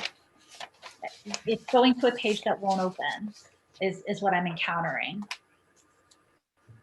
All right. Hold on a second. I'll just email them to you. Okay. All right, let's have a roll call vote then. Are we ready for that? We've got a second. We've had discussion. All right, Andrew Martinez, you're on. There you go. I approve of the motion. Murray Gates, Approve. Linda Stedman, Approve. Shanti Andrehagen, Approve of the motion? and Richard Youngkin. Yes, I approve. All right, so we've now dealt with the C of A number 1, and we need to move on to number 2, which has, Point yes, of order, Andrew? Rich. Yep. Maybe Brian as well. How long do we expect this meeting to go? And if I have to drop off at a certain time, do we run the risk of not having a quorum? I mean, Andy Tights can chime in on this. I believe once you open the meeting, you have a quorum to open the meeting, you're good to continue with the meeting? No. No? You've got 7 members. How many members of the commission? 7. All right. So, but you'll have. We would still have 4 left. You'll still have 4, so you're okay. So Right. the answer is the meeting could continue without you. Okay, thank you. Right, and we may have another hour. I'm not sure. It's possible. So I can only go till 7:30. Okay, well, why don't you just continue until you can? I think Okay. that's the way to do it. Thank you. So we'll move on to item B, 5B, and it's 2545 Kingstown Road, Assessor's Plat 23-3, Lot 43. Discussion and possible action on application for C of A to approve existing on-site alterations performed without HDC authorization, including replacement of porch lattice, installation of an HVAC equipment, and the closing of foundation openings. And then it does list here, Catherine, the application form, the application supplement, which you provided, the project review memo, which is another project review memo, and supporting documents. And in that supporting documents are photographs, etc. So those are available from the agenda page. You click on them. If you get the agenda page on your web, on your screen, you can click on those items and they'll pop up on your screen. So if you get to the agenda on your screen, Yes, I you'll be able to understand. get to I heard you. You Yes. got it? All right. So why don't we, you have your chance, I think, Catherine, to describe if we want to start with the lattice work, you can describe that. And I think we want to move along. So, whatever you want to say about that. I think it's possible that we could take these all at once. How does the commission feel about that? The lattice work, the HVAC cooling, and the cellar windows. So we'll let Catherine describe all 3 of them, and we'll have a motion to carry all 3 of them. Should we do it that way? Any objection to that? All right. The lattice So- work that was in place was, we attempted to scrape it over the period of 5 years. It probably had about 40 coats of paint on it. It was not something that we could salvage. We kept losing more and more pieces of it with every single windstorm, and we replaced it. I believe that one of the major objections is the fact that the doorways are no longer contain, the passageway in the doorway no longer contains a Gothic arch. I provided you with information about the fact that while that's been there for a while, have no idea how long, the design is not wildly appropriate to a Federalist style house, nor to the porch addition that was added sometime around the turn of the 19th century. I did extensive research online and found no other examples of houses that actually had Gothic arches on these kinds of capped porch ends. My understanding was the bigger concern is that the lattice work remain on the cap of the porch end. And we did not find any contractors that were wildly willing to construct a Gothic arch. And the fact is we didn't really feel that it was wildly appropriate. And so, yes, we did make that judgment call. The intention is to paint it, but the work was only completed in September of last year. And there are elements of pressure treated lumber and that need to cure before painting. And so that is the reason why it is not painted. But the intentionality is that it can be painted and would be painted. It will not remain the natural wood color that it is currently. The HVAC system involved 2 compressors. We were not under the impression that they qualified as something that was a permanent change to the property. Whether, that is a reasonable excuse in your eyes, I don't know. But we understand that the average life of a compressor for these systems is somewhere between 8 and 15 years, averaged at 12 and a half. We also felt that because the contractor who put them in, who installed them, went through the proper process to obtain the permits, that if there was any objection from the planning department in terms of historic district, that would have been communicated to us, but it wasn't. So we are basically willing to, based on the guidelines here that mention the possibility of screening with either wood material or natural materials, we are basically asking to have you accept one or the other of the plans and we'll get them done. For the compressor that is of particular concern, which is located on the east lawn, adjacent to the exposed porch in the front. The reason for the placement there was simply that of the installing company indicated that the piping had to basically come down the side of the house. It is very similar to gutter piping, and that the compressor has to be located within a certain distance from the units. Had the units not been installed where they were installed, the piping would have had to go through roof, once again, getting us into a situation where we're putting holes in roofs and compromising the integrity of roof structures. So we are willing to either build a wooden screen for that east lawn compressor, if you so choose, or to add some additional plantings. That is pretty commonplace in the village. There are about a half dozen other houses that have visible compressors in the village, and there are large plantings in front of them. So I'm hoping that I would prefer to actually go that route of adding natural screening. That was attempted last year. There are 3 plantings actually in front that over time would grow to be large enough, but if the decision is made not to wait, I can replace 2 of them with larger plantings immediately. And then the third piece was the windows. Again, there were 2 windows that were under the porch because the porch was an addition at some juncture around the turn of the 1900. There were 2 original windows that were in the basement. There were no window wells. There was dirt about halfway up the window. And those windows were rotting in at the time that we purchased the house, and it allowed basically for animals to enter the basement of the home. We made the decision to board them up pretty early on, but still had the issue of water and occasional rodents entering the home. And so we more recently replaced with cement blocks to plug the holes. There was no light that was being allowed into the basement as a result of those windows because they were very well hidden by the porch that is there.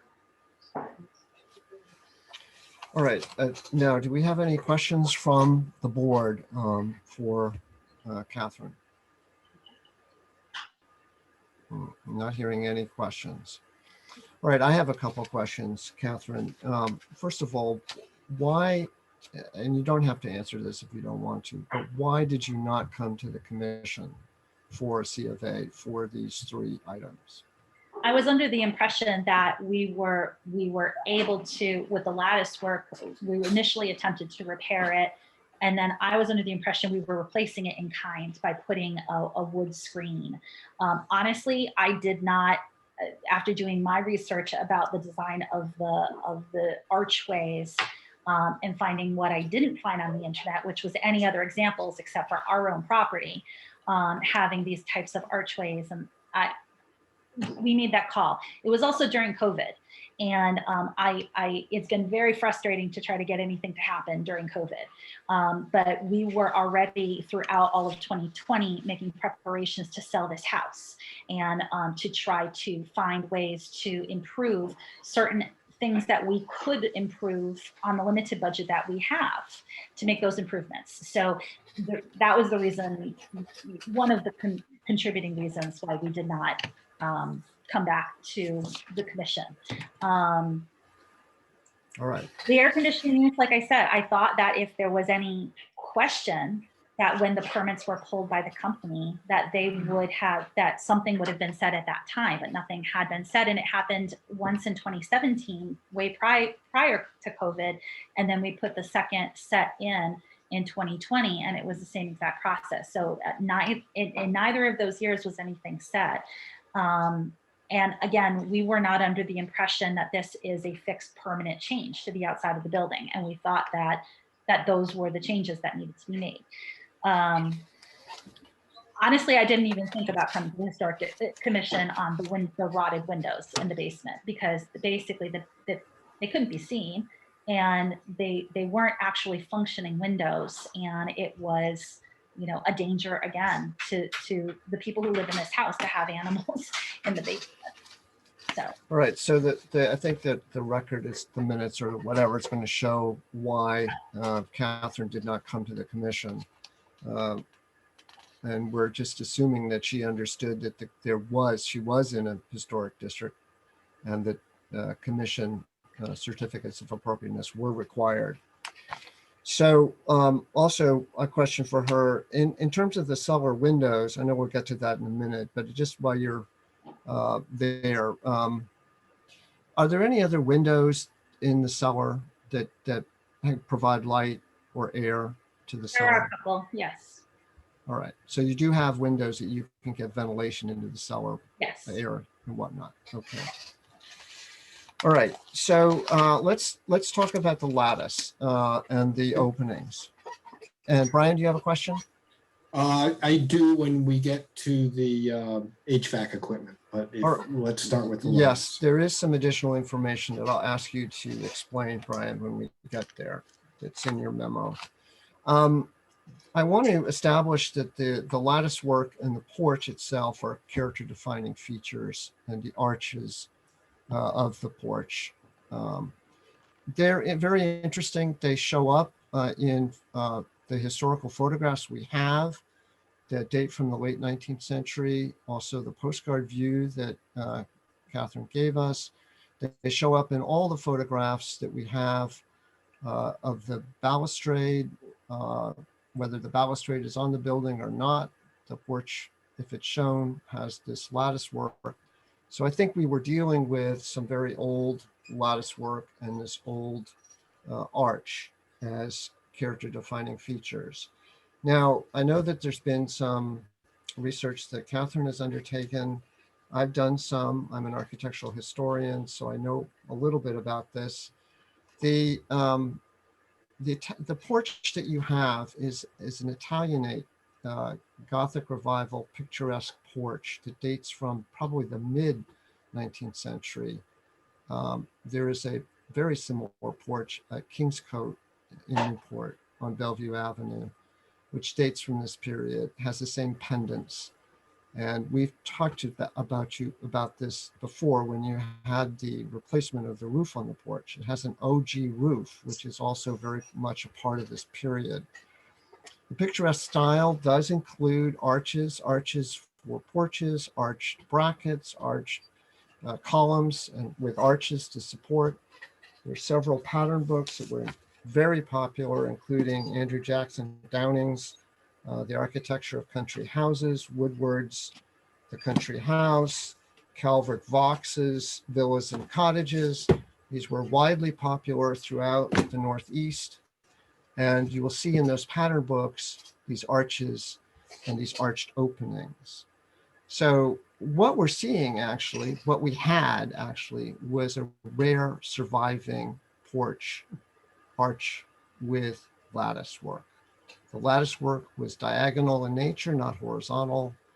There may have been doors to those arches at one time. I noticed that you have installed doors, lattice doors to your lattice work that you put in. There was a Catherine. door on the front, but never on the side.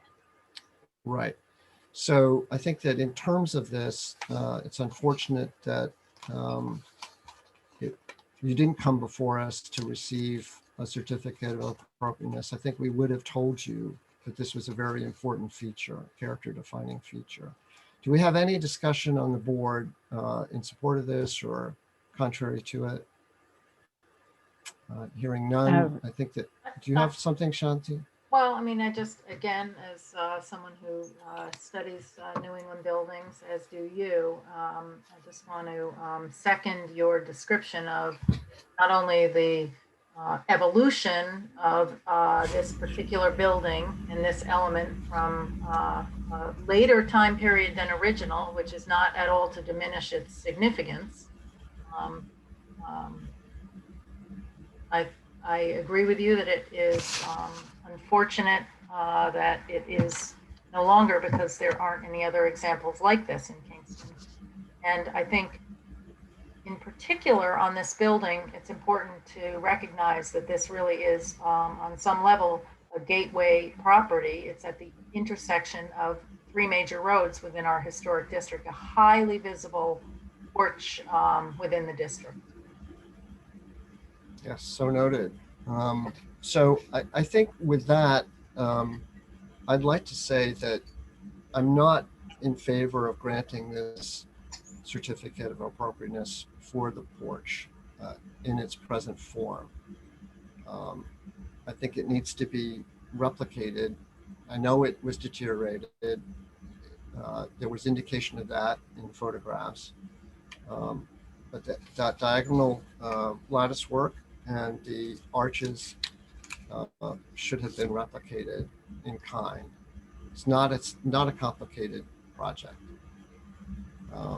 So that's where I'm headed on this.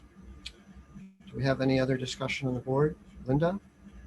You got your hand up, Linda? Yeah, I just wanted to agree with both of you that it does appear in the old photographs, and it is a significant contribution to that corner with the archway.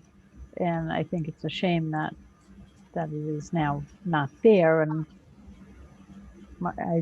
I think we should not approve that certificate of appropriateness for the lattice work. Any other discussion on the board? I agree.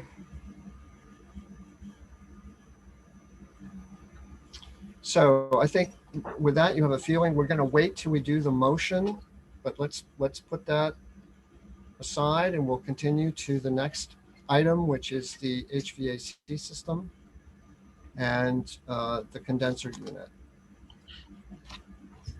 I think we're primarily concerned with the east lawn condenser unit itself. And Catherine has proposed screening of it.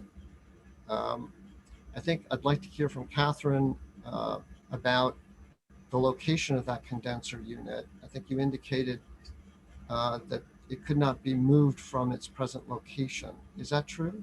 Correct. It can only be, as I don't understand the engineering of it, but you have a letter from Woods Heating and Air Conditioning indicating that that was where the condenser unit had to be placed.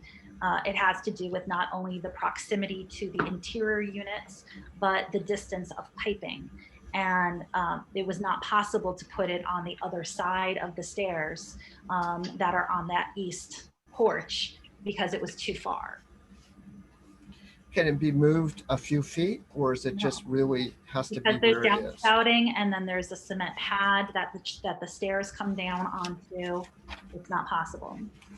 We're in a position to screen it, which your guidelines say is a reasonable accommodation for modern equipment.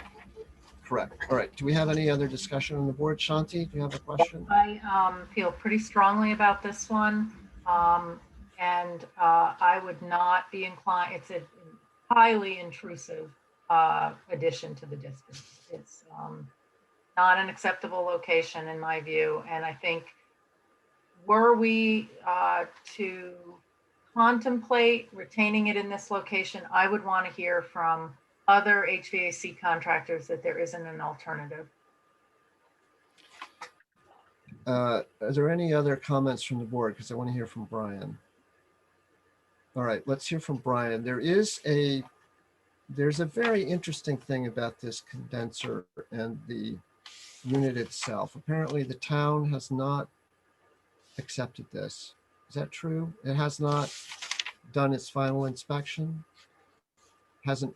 Brian, That's maybe what you I've could- been informed by the building inspector, that nobody has ever called for the final completed installation inspections.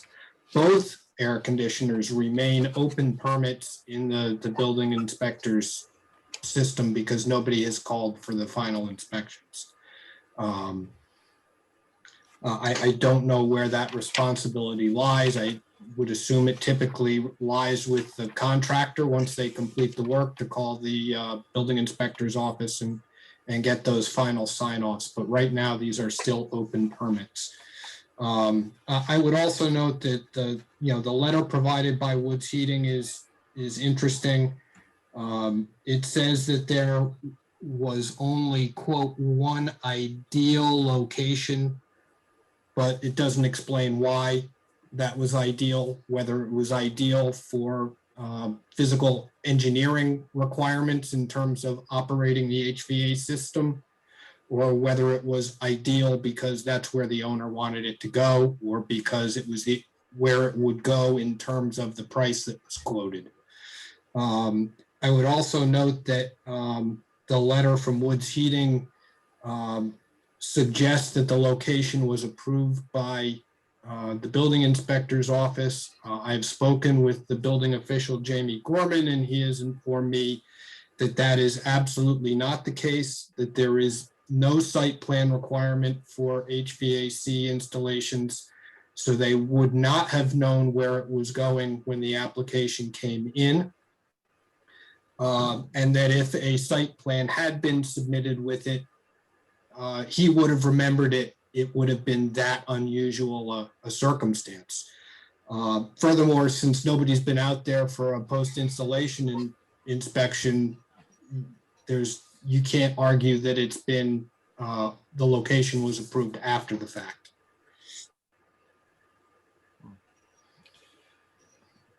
You know that. Why would we This know is that? this is all news to me Why would we know because that? this is I simply went by what the contractor provided to us in terms of engineering, in terms of What you do. evidence. This is Matt Callahan. Those comments are not accurate. Anytime that someone goes to put in air conditioning equipment, which is freestanding like that, it's always requested where it's going to be installed because it might be infringing upon setbacks or be too close to the adjacent property. I don't know if there are any records in the building official's office, but there's no question that the location of the system was requested and it was given and approved because, as I say, there could have been zoning violations if the building contractor put it in certain locations which would not have been approved. Well, what's This is very very, interesting. this is very much after the fact, Richard. Very much after the fact, and it's I not realize fair to the that. homeowner at all. I realize that, but what is fair to us is that certificates of occupants of appropriateness are required whether or not building permits are needed. So it doesn't really matter to us whether there was a building permit or not. The alterations took place, and therefore you're before us for a certificate of appropriateness. And we have issues with the location of this HVAC unit. And had we seen an application, we would have been able to tell you that. And that's the problem. So what other members of the commission, what do you have to say about this?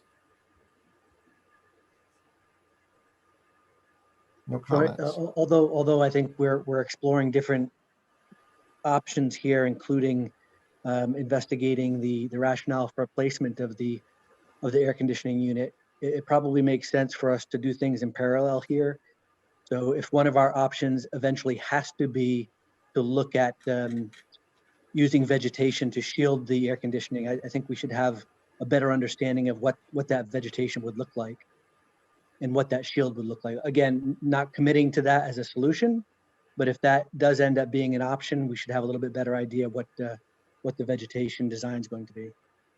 I provided a drawing. I'm not a graphic designer, but the plan would be to have 3 evergreens, arborvitae or some other comparable fast-growing evergreen placed strategically in front of in kind of a triangle shape. I provided a drawing to the best of my abilities, and that they would immediately shield.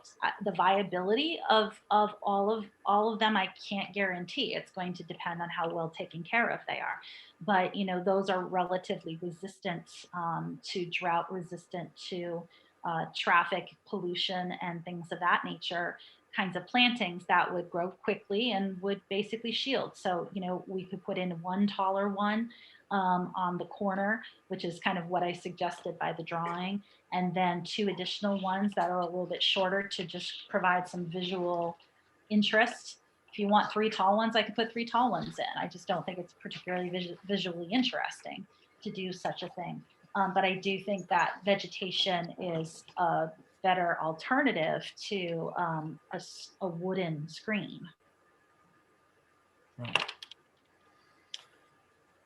Do we have a motion on the floor? Were we you going wanna to talk wait about this until some we more? got through all of the different things? Yeah, okay. So why don't we, I think in terms of this, why don't we don't have to tell what we're going to go, where we're going to go individually. We can just go on to the next one. And that's the cellar window enclosures. So I think I'd like to say up front that the cellar windows are not visible from the street, that there are other openings for ventilation of the cellar, as Catherine has described, and that it appears that the blocking up of the windows is likely to be reversible. Is that true, Catherine, that somebody in the future could remove these concrete blocks? Easily. Easily, okay. So I don't think much damage was done with this. Any other discussion? Any other thoughts or questions from the board? So I think hearing none, I think we are ready for a motion. I think you should include the lattice work and the HVAC and the window blocking up in the motion. Yes, Shanti? Yeah, I just have a question. I'm happy to make the motion, but I do have a question about how we would handle this differences in terms of and how the commission is going to express differences in terms of the motion. If we have all 3 of these things in one motion and a commissioner wants to go one way and another commissioner wants to go another way, how are we handling that? Well, that does sound like a distinct possibility. So perhaps we could, it doesn't seem to be a problem with the windows in the cellar.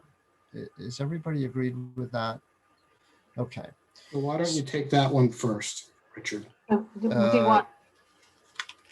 Yes, okay. Why don't we have a motion about the cellar windows? Take care of it. The motion I would make is that upon the review of the application materials and in consideration of the testimony during the public hearing on April 28th, 2021, the South Kingstown Historic District Commission hereby renders the following decision on the owner's application for a certificate of appropriateness for after the fact approval of existing on-site alterations. Specifically, this motion is addressing the closure of foundation openings beneath the porch with concrete block. My motion is that it be conditionally approved as described in the conditions contained within the staff report. Materials reviewed contained within the staff report and the findings of fact contained within the staff report. In terms of conditions of approval, I would suggest that, no, I don't think we need a time period on this, since it's already been done. It's been done. All right, do we have a second for the motion? I'll second the motion. Any other discussion? Any questions, any discussion? All right, we'll have a roll call. Linda Stedman, Approve. Shanti Underhagen, Approve. Murray Gates, Approve. Richard Youngkin, approve. So we've dispensed with that. I think the next one is the HVAC units. Yes, Brian?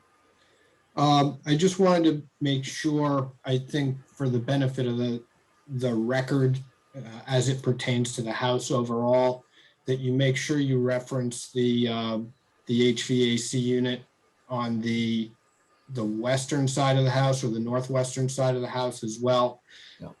I know it's not visible from the street, but it is still an exterior alteration that should have come before the board. I reviewed it in my staff report. I'm not sure that there's any real problem with what happened, but in terms of the property record going forward, I think that you should render a decision on it. Correct. So I'll entertain a motion to approve the HVAC location on the west side, which includes the condenser unit and the piping, the exterior piping, as well as that on the east side. And obviously this can be conditioned. Do I have a motion for that approval? A second. No, I don't even have a motion yet. Okay. Well, didn't you just make a motion? No, I'm not making a motion. I'm asking so for moved. one. Can we discuss before, or do you? We'll discuss it after you make, if you want to, okay, you want to change this motion at all or elaborate on it? Well, there is no motion on the table right now. Well, So somebody needs to make one. Yeah, Shanti so moved, but I think she has to elaborate on it. I would amend it to approve the installation of compressor number 1 and its associated piping on the west side of the house only. I would do 2 motions for the HVAC. Oh. So we have a motion on the floor to approve the western location and piping on the house. Do we have a second for that? I'll second that. Linda's going to second that. Do we have any discussion about that? All right, let's go ahead with the motion. It's a motion on the floor. We'll have a vote, roll call vote. Shanti Underhagen. Approve. Murray Gates. Approve. Linda Stedman. Approve. Richard Youngkin, approve. All right, we'll have another motion for the eastern condenser and its piping on the exterior of the house. So moved. Do you have any conditions on that? Shanti? No, I don't have any conditions. What is the motion that you were making, Shanti? I don't. Well, I thought that Rich asked for a motion to approve the installation of compressor number 2 and its associated piping on the east and south sides of the house. Okay. Is that your motion, Rich? It is. I would like to condition that motion to say that that condenser on the eastern side of the house, located off the steps and the porch, needs to be properly screened with vegetation, not with lattice screening. I'm just putting that on the table. It has to be part of the motion, the condition, because Catherine has said she'd do it either way, but we need to be specific about which way.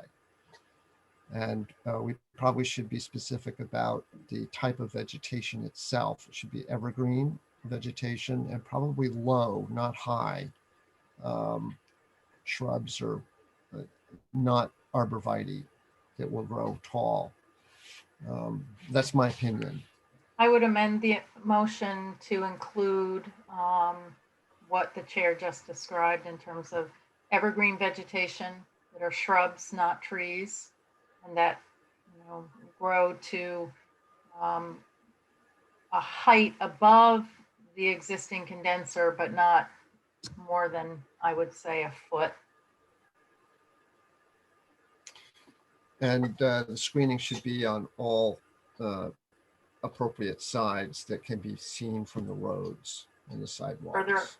Further amend my motion to include screening surrounding the unit. All right. Okay. So do we have a second for this motion? Second. Marie seconds. So we'll have a roll call vote. Linda Stedman. Approve. Murray Gates. Approve. Shantia Underhagen. Not approve. And Rich Youngkin, approve. So Was the vote on that 3-1? 3-1. Okay, so that is approved. That is approved. All right. So now we'll move on to the last item. It's 8 o'clock.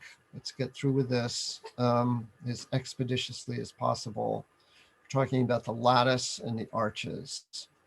I think we're ready for a motion on that as well. Do we have a motion? I move that the applicant's request for a C of A, approving the existing replacement of the lattice work on the east porch, including the squared off entries, is denied. And the lattice shall be reconstructed to replicate the original lattice panels in accordance with the applicable standards and guidelines and conditions of approval and findings of fact contained in the staff report. And specifically, I would note conditions of approval F, that the new lattice panel shall be removed and the panel should be reconstructed to replicate the original panels. Of lattice stock of the same dimensions as the original lattice, orientated at a 45-degree bias to the porch floor and roof posts, and constructed as a single lattice panel with a Gothic arch entryway on each side of the porch. The new lattice shall be primed and painted wood.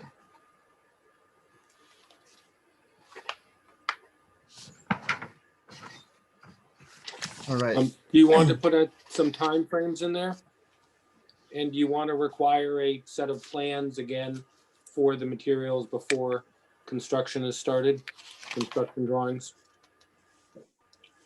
But amend my motion to include the requirement that drawings be submitted to the planning department staff and reviewed in conjunction with the HDC chair. And further, that the timeframe for this work, submission of drawings within 3 months and completion of work within 6.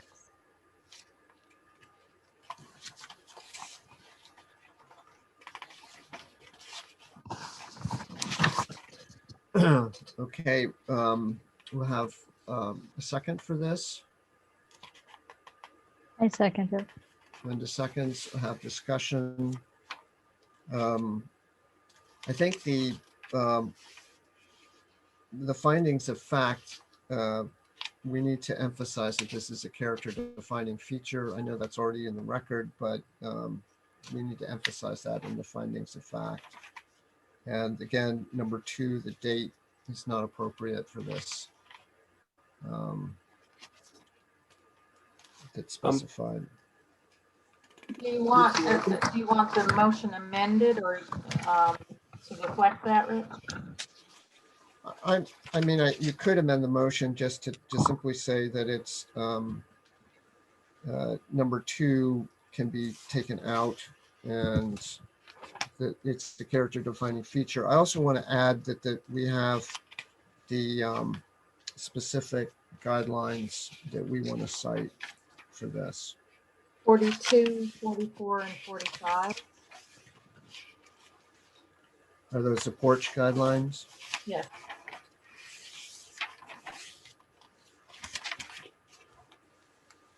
Yeah. Mr. Chairman, this is Andy Tights. Might I also suggest a specific finding to the effect that although the porch is not original to the construction of the building, it is one that has achieved significance as a later addition to the building, but it has achieved significance in its own right.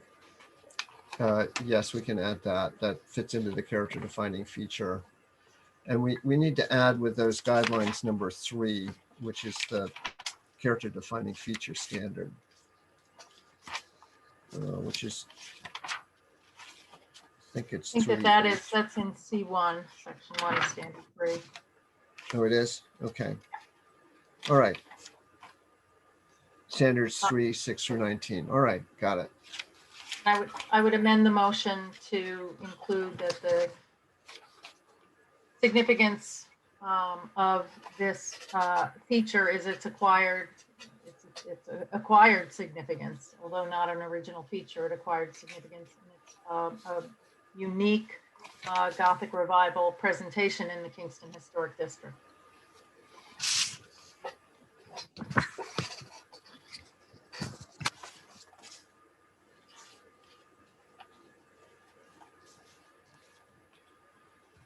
So I think we got all that down. We're set for a vote.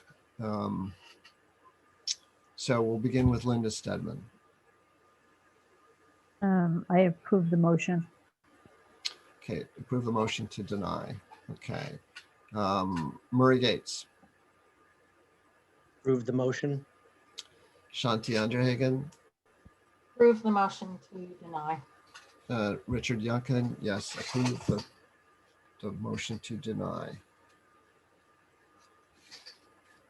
So with that, I think we have finished the review of the C of A's 1 and 2, and we can move on the agenda. I hope that we will get these materials, Catherine, and we can proceed, in an orderly fashion. Honestly, I'm going to need everything in writing because I can't follow half of what you were all referring to. I've clicked on every single link provided in the agenda and I have no idea what you were all referring to. Thank you. So if I could please have this all in writing as soon as possible, because I don't really think I can act on any of it until I have it in writing. Okay, we will do A that. written decision will be put together. And emailed or posted online somewhere, or how are we going to know? No, you'll get a written copy signed by the chair of the board. Will that be sent by mail, Brian, or I can email? send it however she likes. We have had success with email. I don't understand why you couldn't open any of the links that were provided. I tried them myself. They seem to work. I'm so. clicking on them, but I'm not hearing any of the garbly-gook about what provisions are being found and decided Okay. against, et cetera, et cetera. Well, did you get the staff reports that I emailed No, to you in the middle of the meeting? I haven't been able to check my email because I have a screen that's about this big, and Okay. I've been trying to find whatever is attached to this agenda. All right. Yeah, I will email and mail hard copies to everybody. That would be great. All right, very good. Good. Are there any other questions for the board that you might have? Me? Any of you? Yes. None? Okay. After 3 hours. Right. Sorry. All right, thank you very much. And we have to move on. We have more items, but they're not very many. You're welcome to stay if you want. So we'll move on to number 6, which is correspondence and public comments. We have any I have none. any public comments?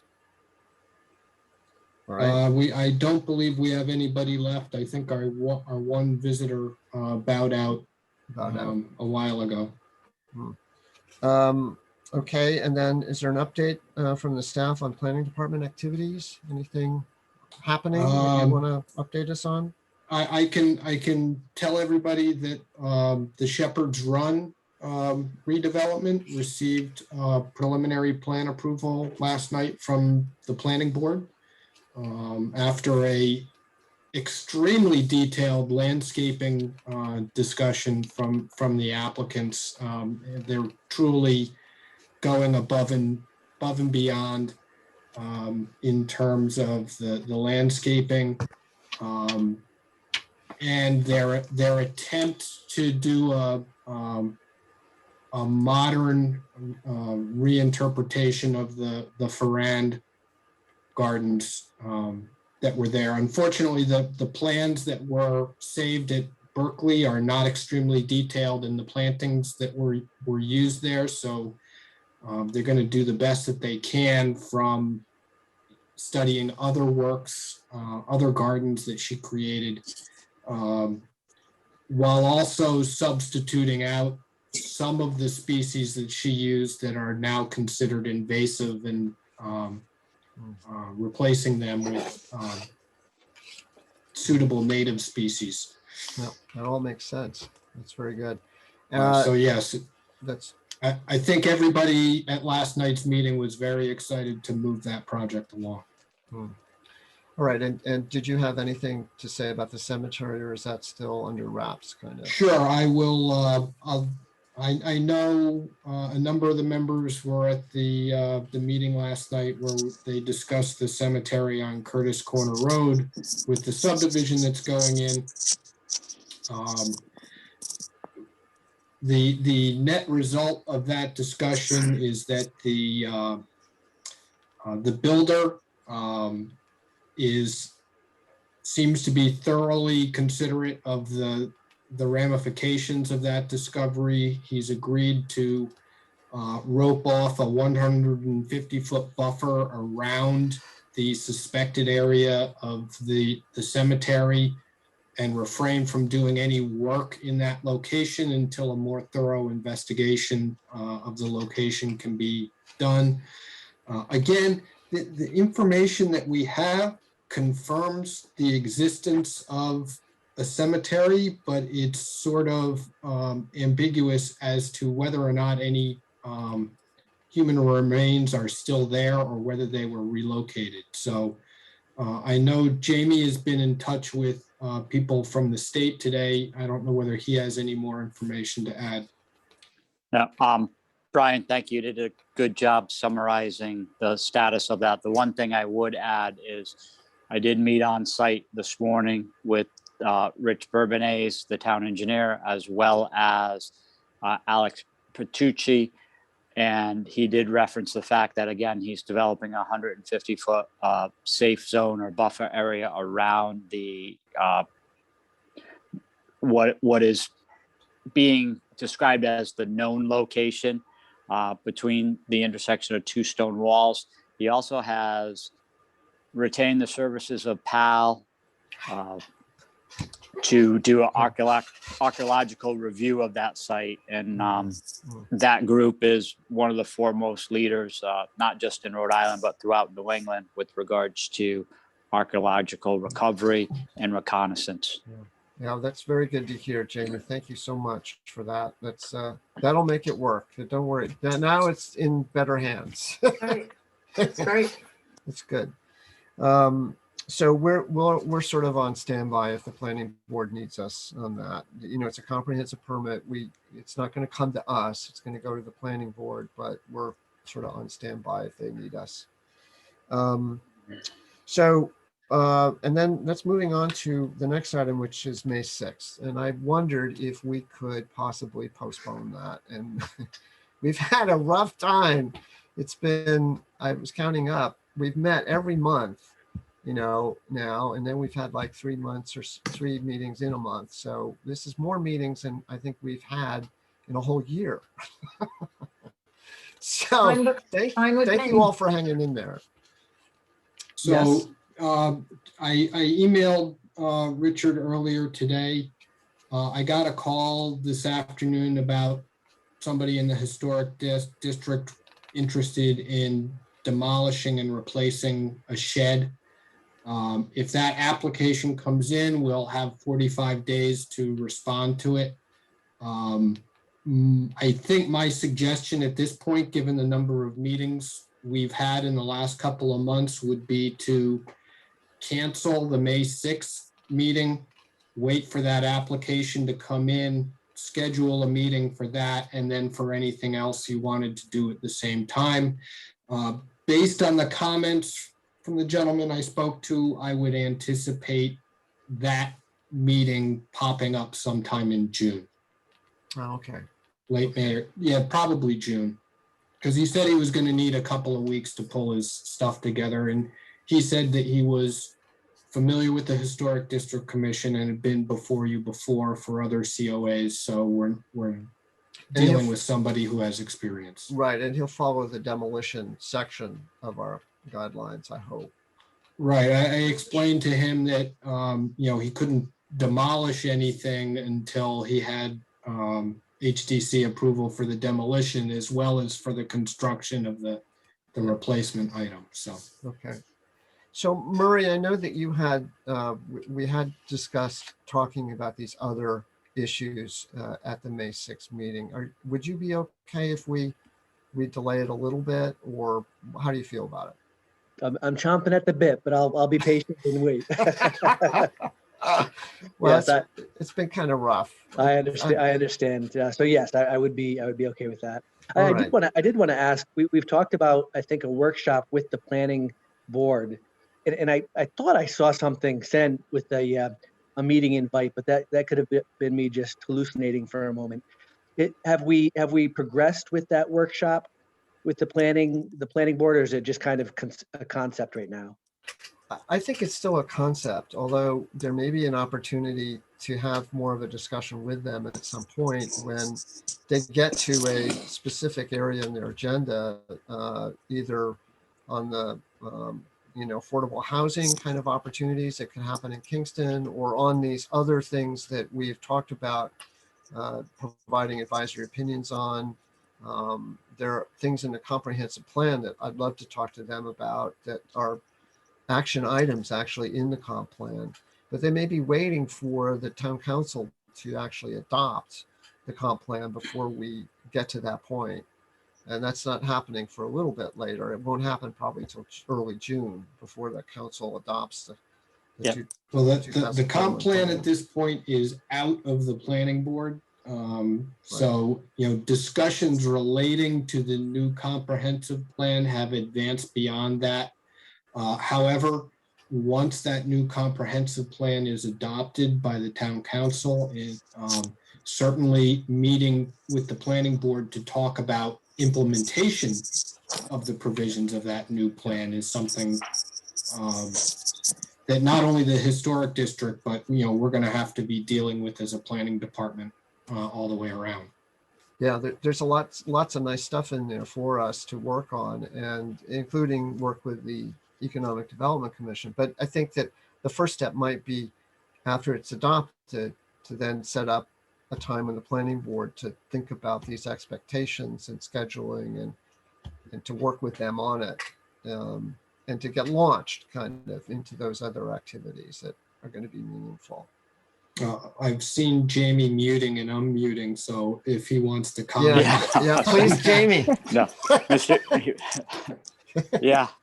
Mr. Youngkin, thank you. And Brian, thank you. Again, I was looking for an opportunity to say a few words. Brian did a great job covering the status and where we are. I'll just add probably 2, maybe 3 things to that. Town council, based on some public comments, has asked our department to host a listening session. We're in the process of developing that format.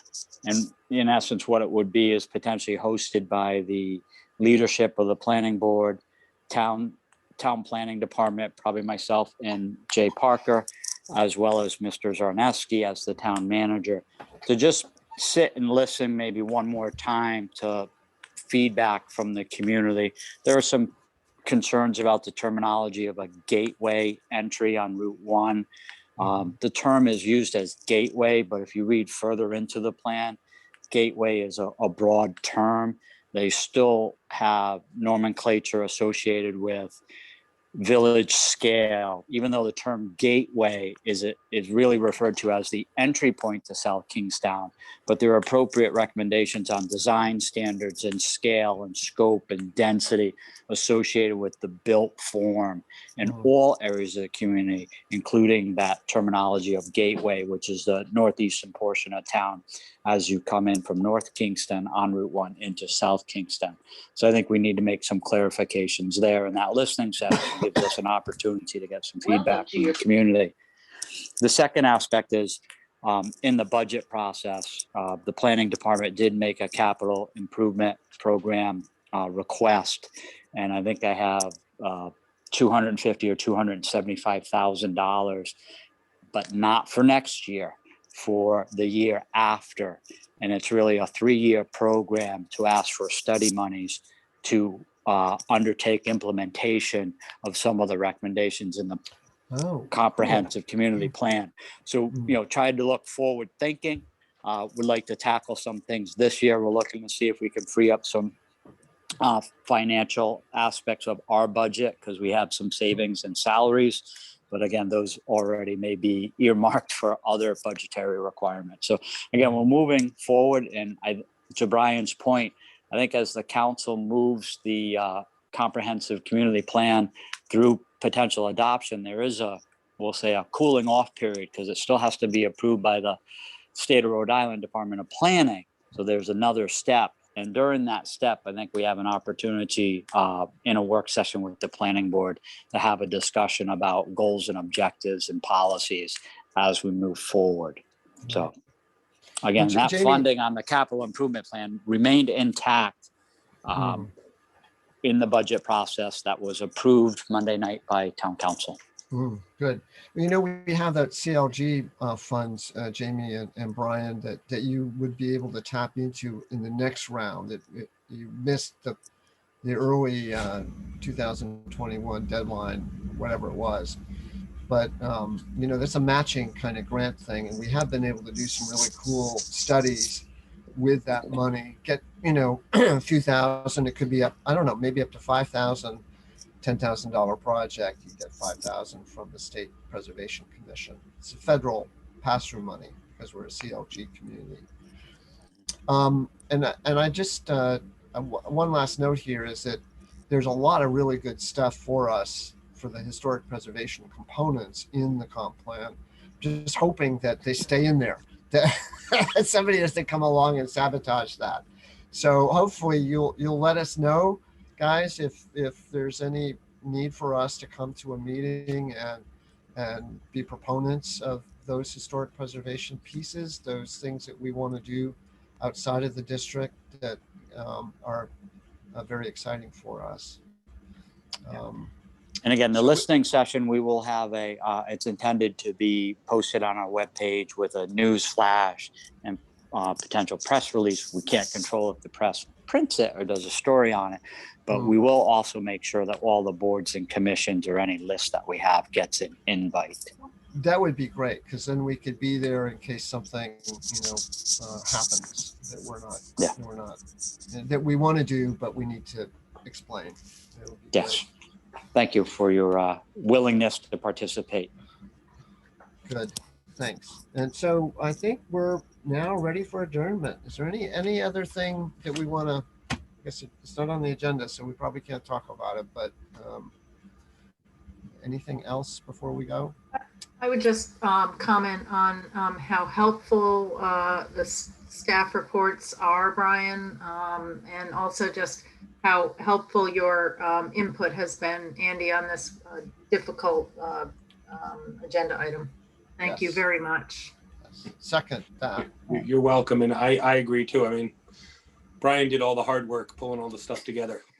Yeah, it's really helpful. I'm glad it's over with. In a way. It's not over with. It's not over. Anyway, let's not talk about it any further, okay? Thank you. Thank you. All I right. move that we adjourn. Second. Okay, and I'm happy I get next Thursday night off from you. I only, the way you had it, it lines up. It was going to be 5:30 to 7, and then the Bristol Historic District Commission is the first Thursday of the month at 7. So I have a series of, I have 4 historic double headers every year if you keep your regular schedule.